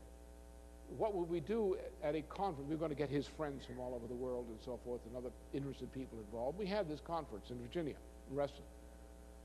What would we do? And I said, well, let's take what he wanted to do and go a step further. Now, Kraft Erika's key favorite project was the automatic industrialization of the moon. And he was the man who had been working on the project in the 1950s and later for the industrial development of the moon, with the idea that the moon would be developed as Kraft Erika and others had proposed also. The moon would be developed as a base, an industrial base on which we would build much of the weight of the spacecraft we'd use to explore the solar system more extensively. So I said, why not go the next step? This was Kraft's project. He laid out a project very well defined. It's one thing to honor it. Let's do something more. Let's go to Mars. So what I did was to take the base work that Kraft had done and others had done, and simply took this and said, here's the obvious. Here's why we have to go to colonize Mars, not to build housing development on Mars, not that sort of thing, but to create a Los Alamos-type science city under the surface of Mars, which would be a base for general beyond Mars space exploration into the universe generally, to get away from the sun, because the sun is a very noisy place, and you can't see things or hear things clearly with all that noise of this big sun rumbling around out there. So if you get a bit further out, at a place with a much thinner atmosphere, you build a science base out there, and you use that as a base in which to deploy other pieces of equipment into Mars nearby space. Then you can conduct observations of the universe, which we can't do from Earth. We can do them. We can get into frequencies and so forth we otherwise can't get into. And this was. But I said the reason for doing this, it would be fairly estimated, it would take us 40 years to get a landing on Mars under these kinds of conditions. So let's do it. Why? Because of the spin-off benefits of the science driver project needed to make it in 40 years. It may take you 40 years to get to Mars, but you're going to get a lot of benefits on Earth from the technological spillover in the short run. Typical of what we did. Then again, 1989, what I had forecast the previous year happened. The Soviet economy disintegrated in Eastern Europe and beyond. So Helga and others proceeded with a program which I discussed with him, known as the European Productive Triangle. It's to do the obvious thing. You take Berlin, Vienna, and Paris, which are the traditional centers of the economy of the core of Europe, of Western Europe. Build a triangle of the concentration of technology in this triangle. Connect this triangle throughout Eurasia, especially European part of Asia at the time, into the Balkans by means of technology, a technology driver, a recovery program. Then in 1992-93, Helga took it further and with others began contacting China, Beijing, on the question of building a Eurasia land bridge. These are typical routes. These are basic routes as laid out there in charts and maps and so forth we did. We have a much more extensive report, but that's the essential thing. The idea is the same thing, but this is even bigger, and it's more fun, and it's more current. One of the greatest parts of this planet, land areas of this planet, is located in a thinly populated region, which includes Western China, Siberia, Central Asia. Now, if we simply build, and we can build it in a number of ways. You've got the northern part of this system. If you go across, or it doesn't show it here, you go across the northern part, there's a tundra area. If we build something like a magnetic levitation type of rail system, which is the best for freight, not really because of speed, but for other reasons, we can actually move freight more faster and more cheaply from Europe to the Pacific than we can by ship. Furthermore, you have similar effects on Central Asia, an area which has great concentrations of potential water development sources, one of the great concentrations of mineral wealth of the planet there, then very thinly populated. And because of its thin population and so forth, it's not economically developed. Once you put a land bridge process, say from Rotterdam and so forth, all the way to Beijing and to Tokyo and whatnot, once you put that in, and include Southeast Asia, including India, down to Southeast Asia, you now have a system under which you can economically develop one of the most thinly populated regions of the planet, in an area which is adjoined to the most densely populated regions of the planet. Europe, Western Europe, China, especially the seacoast area of China, Japan, Southeast Asia, which has some of the most densely and India, most densely populated regions of the planet. So you have a vast underpopulated region with vast resources, which is undeveloped because of a lack of just this. If you take the European productive triangle, as proposed earlier, connected across Asia, including across the Arctic tundra region of Siberia and Russia, into Japan, across China, use magnetic levitation, which is better for freight for other reasons I won't discuss now. You suddenly have created the circumstances under which you've changed the character of economy on a global scale simply by this kind of construction. These are things we propose. These are things which should be done. Now just look finally on these a few things, and then I'm going to go to my concluding point. You've got the derivatives growing over in respect to GDP. You see what, against the ratio of derivatives, financial derivatives, to gross national product. Again, here's your hyperinflation expressed in its most naked and dangerous form. And that's not even an adequate estimate of what the amount of derivatives is. Next. Now look at this, look at that point that I've indicated there in terms of this effect of the ratio of derivatives to GDP, gross national product or gross domestic product. That's your critical point. That's where we're past now. That's where we're in the doom area. Go on next one. This now brings us to the crucial issue of action. You had a great period of development of Europe in terms of gross population, in terms of population densities, about the same correlative, and life expectancy.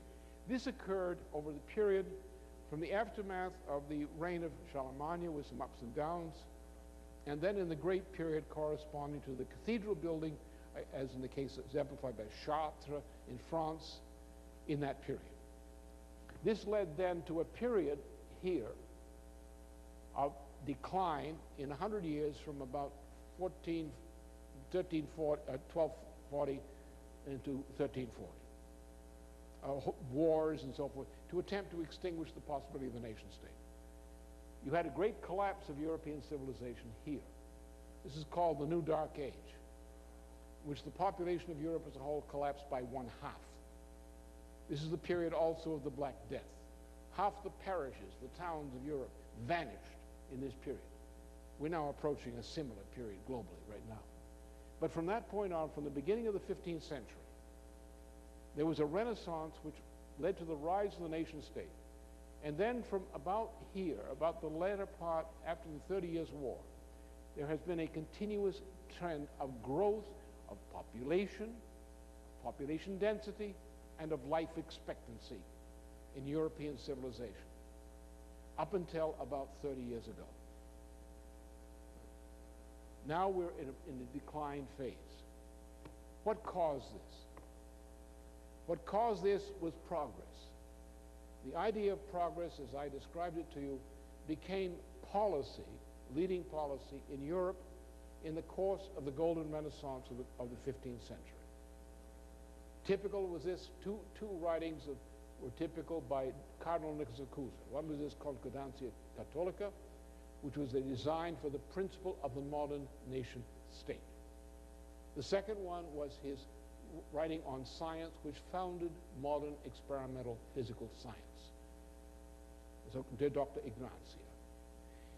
The influence of Cusa and his friends resulted in an explosion in development, in scientific development.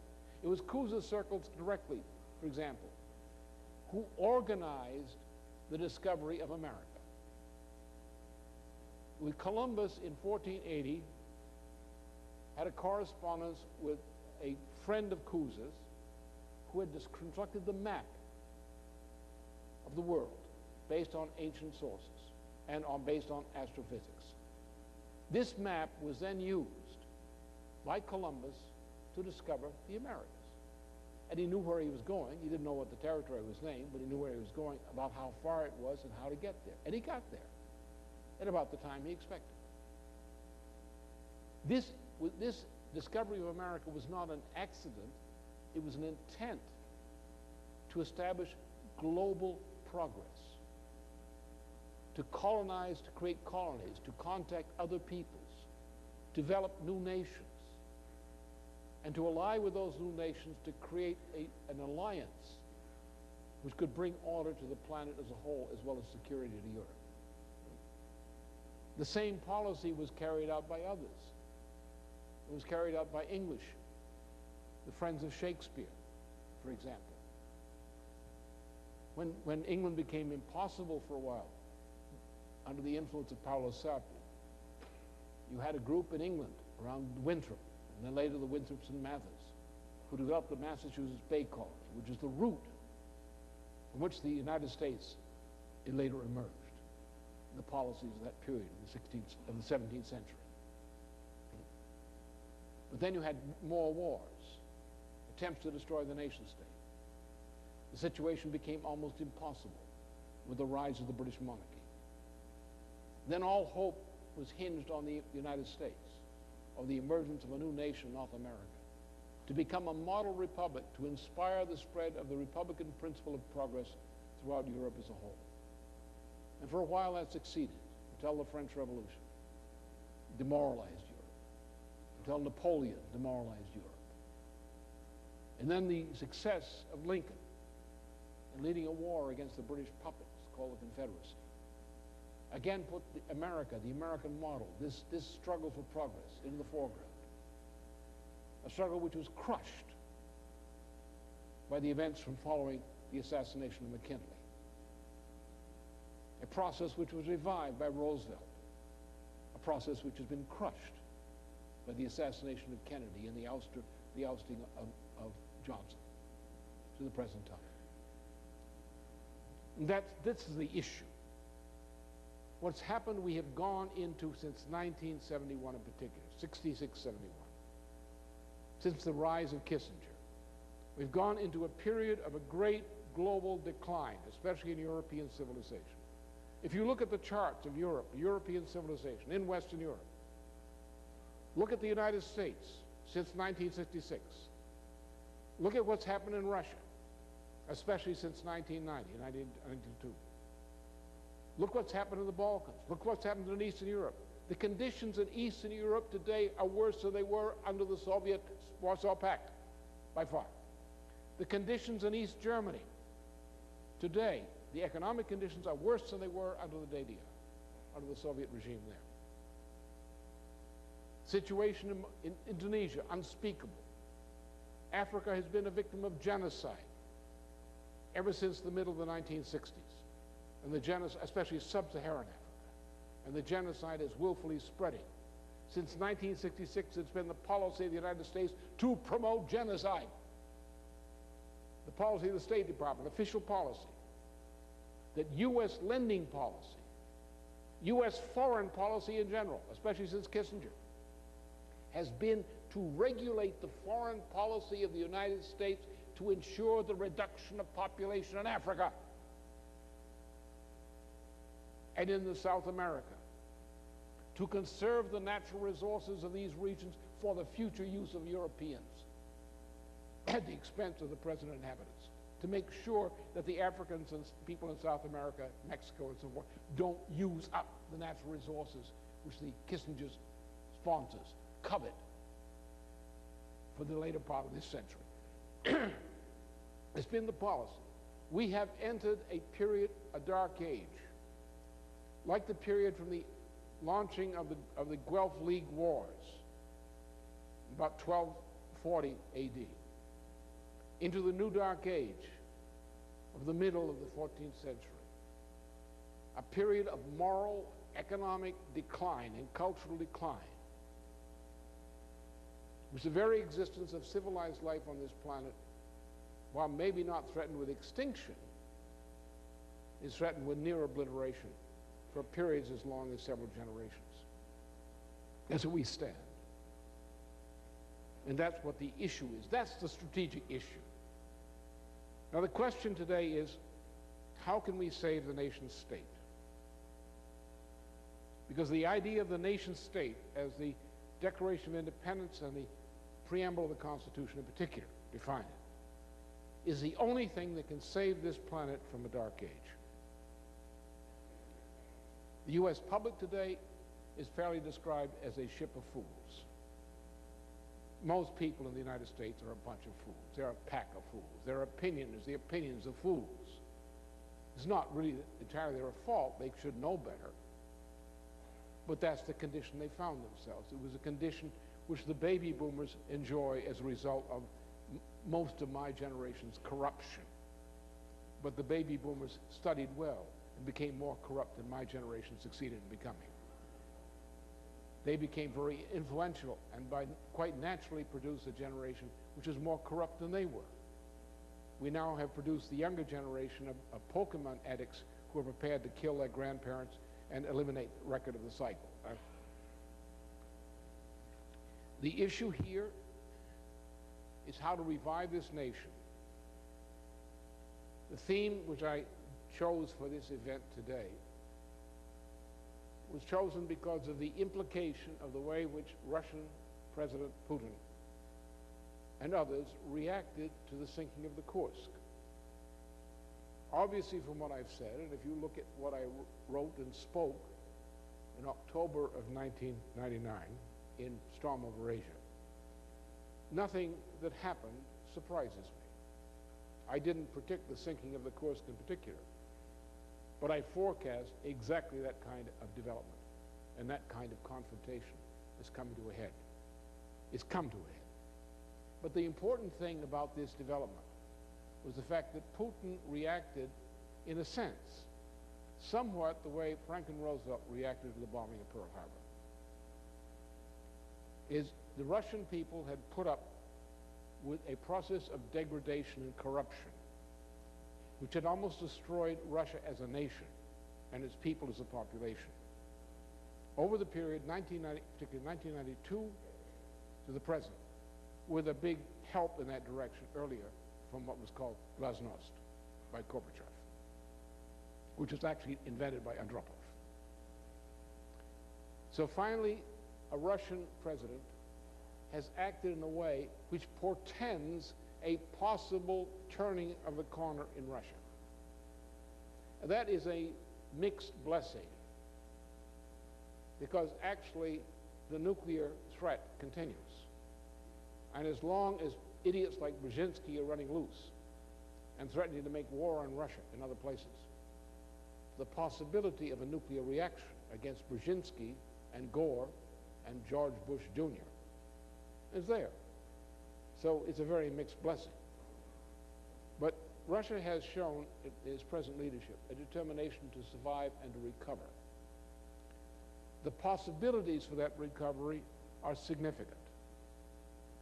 In this circumstance, the present circumstance, now that Japan and China and Southeast Asia and others are moving toward breaking from the United States and Britain on the question of global policy, Russia can play a very significant role, not as a world power trying to get an empire, but as a nation state with a very significant position, geographical and economic and otherwise, as sitting on part of the greatest single concentration of undeveloped natural resources in a thinly populated part of the world in Central and Northern Asia. This includes Western China. That in order to have developed this part of the world, to meet the problems which China faces and other nations, and Europe as well, Europe requires large-scale markets for the revival of Western Europe's high-tech machine tool export capability. Without Germany's exporting of 40% of its product in machine tool grade export, the German economy cannot live. It'll die.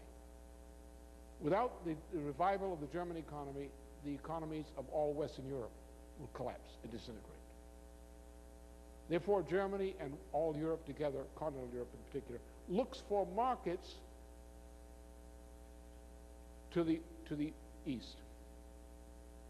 The vehicle for those markets is via Russia into this development in Central Asia in cooperation with Japan and so forth.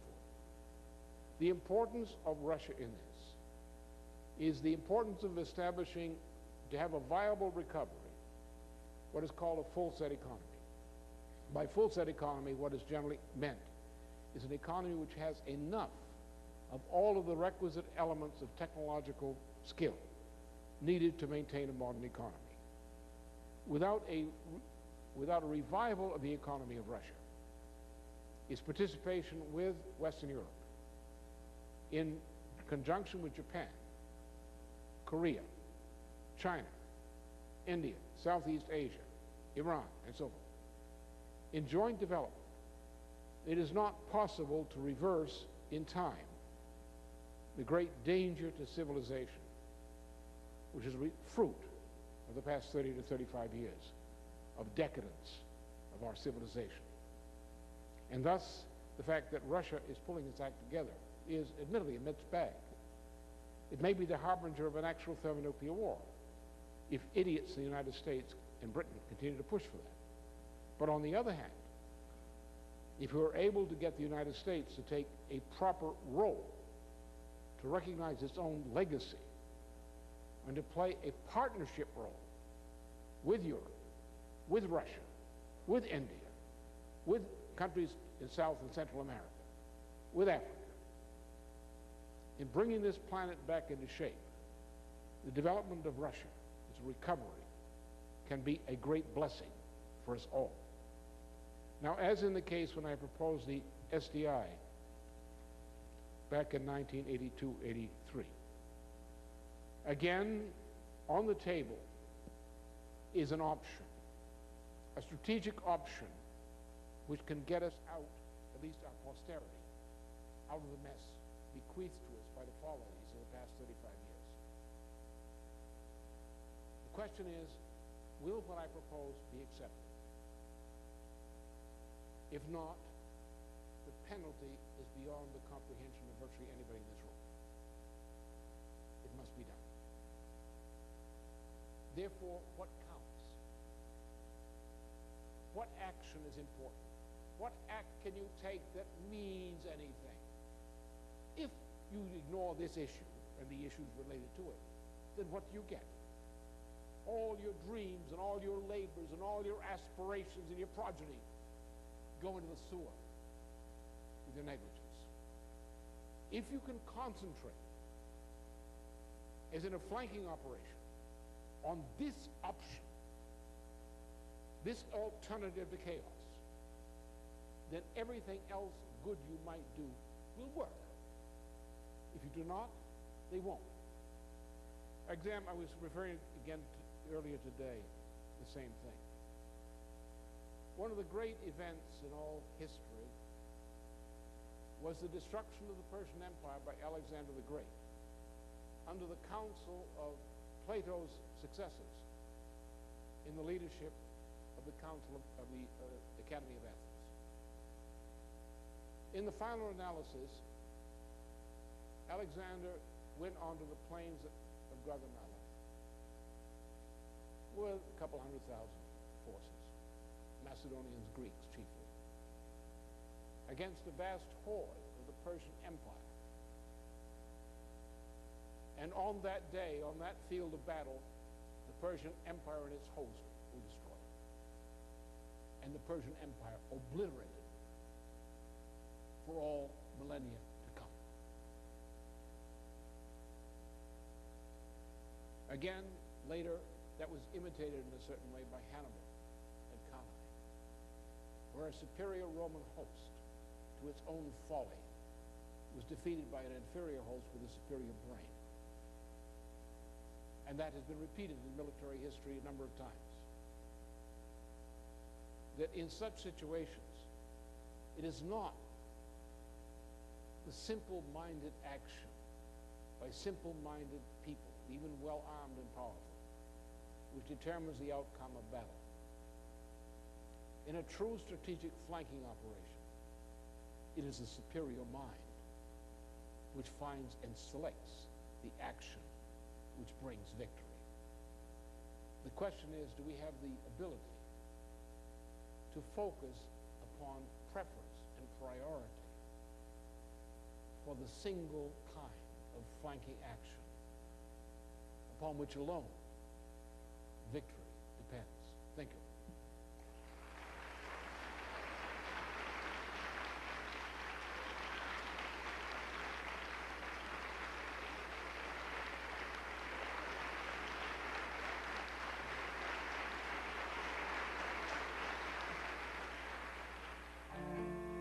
Industrial Revolution in 1877 modeled upon the United States.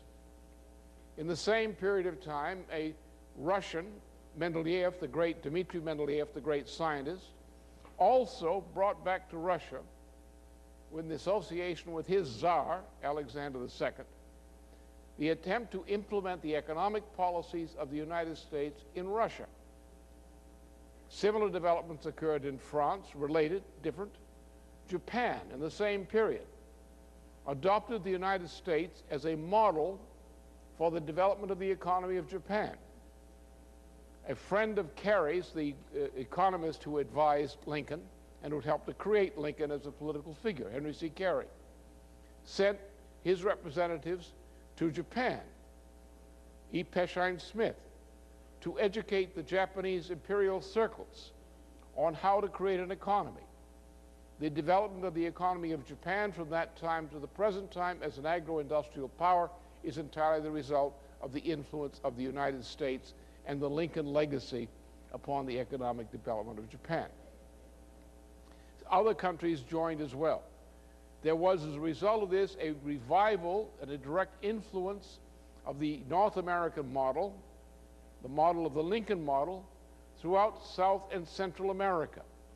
It was during the latter part of the 19th century that most all the progressive forces, economically progressive forces and politically progressive forces in Mexico South to Argentina, adopted the United States model, the so-called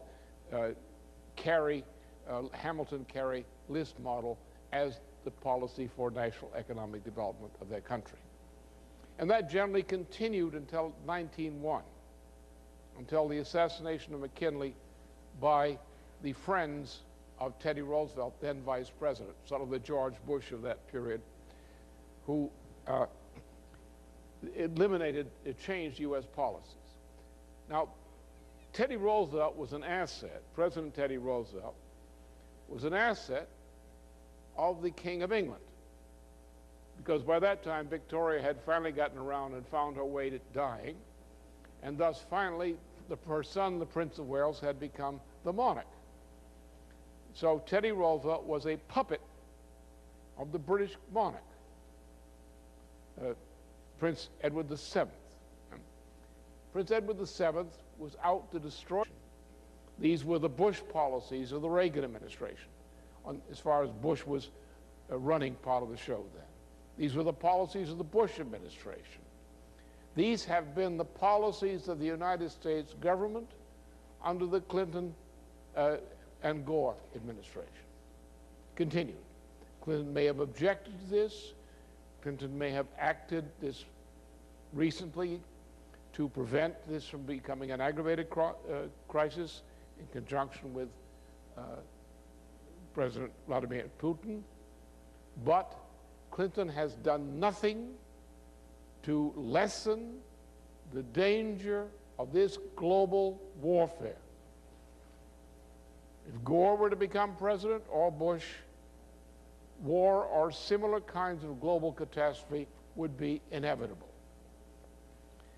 That's the problem we face, because the policy structure which is in place in the United States and generally in the world today ensures a drive of civilization toward a collapse, worse on a global scale than the New Dark Age, which struck Europe during the middle of the 14th century. Now, contrary to some people, you don't bet on wars. You don't go to your bookie and say, I want to make a bet on whether war breaks out or not. War is not an event. A condition like the sinking of the Kursk is not an isolated event. This was not an incident. There was not a Kursk incident that provoked a crisis. There was a crisis in which the sinking of the Kursk occurred, a strategic crisis. There was a response to the crisis. There was a response by two presidents, that of Russia and the United States, to the accentuation of the crisis associated with the sinking of the Kursk. But do not speak of a Kursk incident. History doesn't work that way. World War I, for example. World War I began in 1863, 1865. It began after the Battle of Gettysburg, in which it became apparent to people in Europe, including England, that the Confederacy was going to be defeated by the continued determination on the part of the President of the United States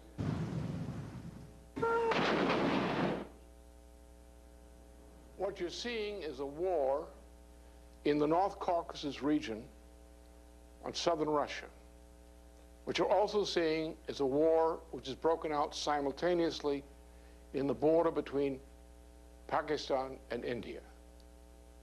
The forces behind these attacks on Russia and on India are the same. They are a mercenary force which was first set into motion by policies adopted at a trilateral commission meeting in Kyoto, Japan in 1975. Policies originally of Brzezinski and his number 2 man there, Samuel P. Huntington. The policies which were continued by then Trilateral Commission member, that is back in 1975, George Bush, before he became vice president. These are policies which were continued by George Bush as vice president. This is under Bush. This became known as the Iran-Contra drug finance link operations of mercenaries deployed with private funding all over the world, recruited from Islamic and other countries, and targeting Russia's flank. In that film, I did not, of course, indicate the sinking of the Kursk.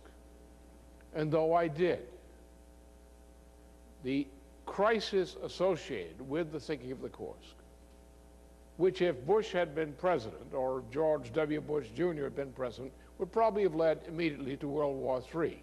So obviously you don't want George Bush for president at this time, under those conditions.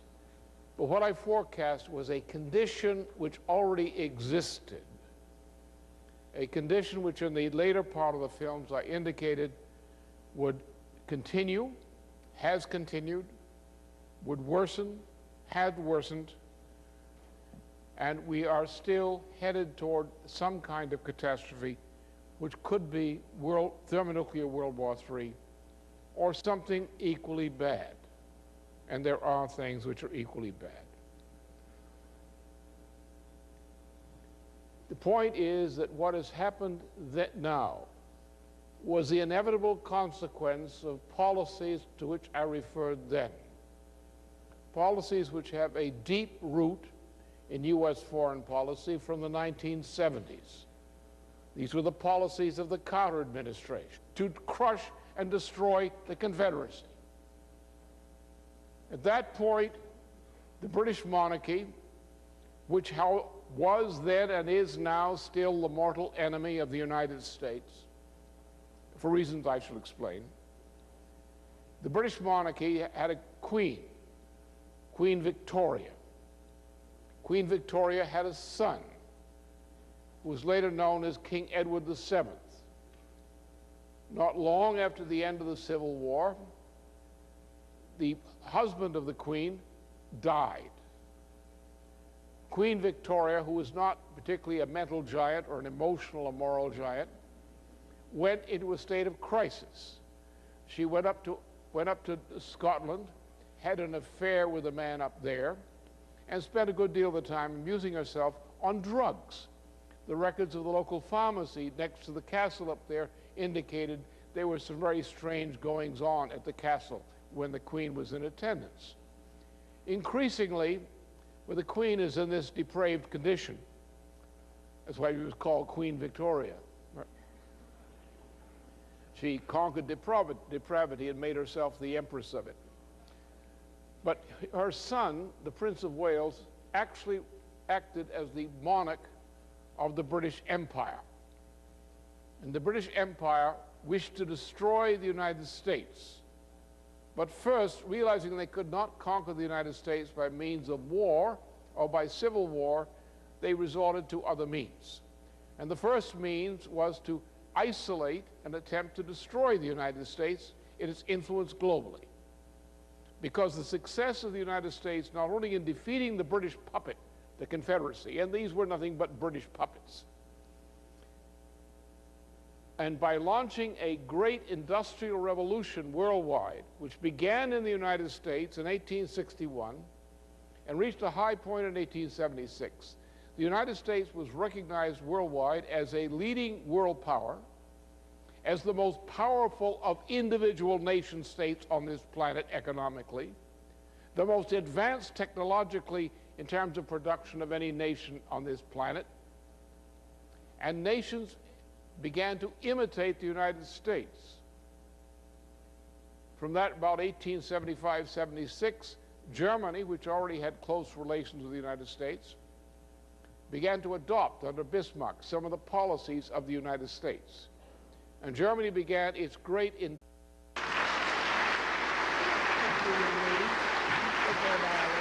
it over. You may have to do it.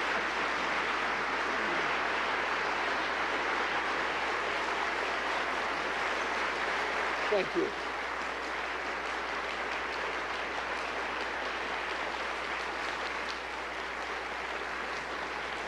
Thank you.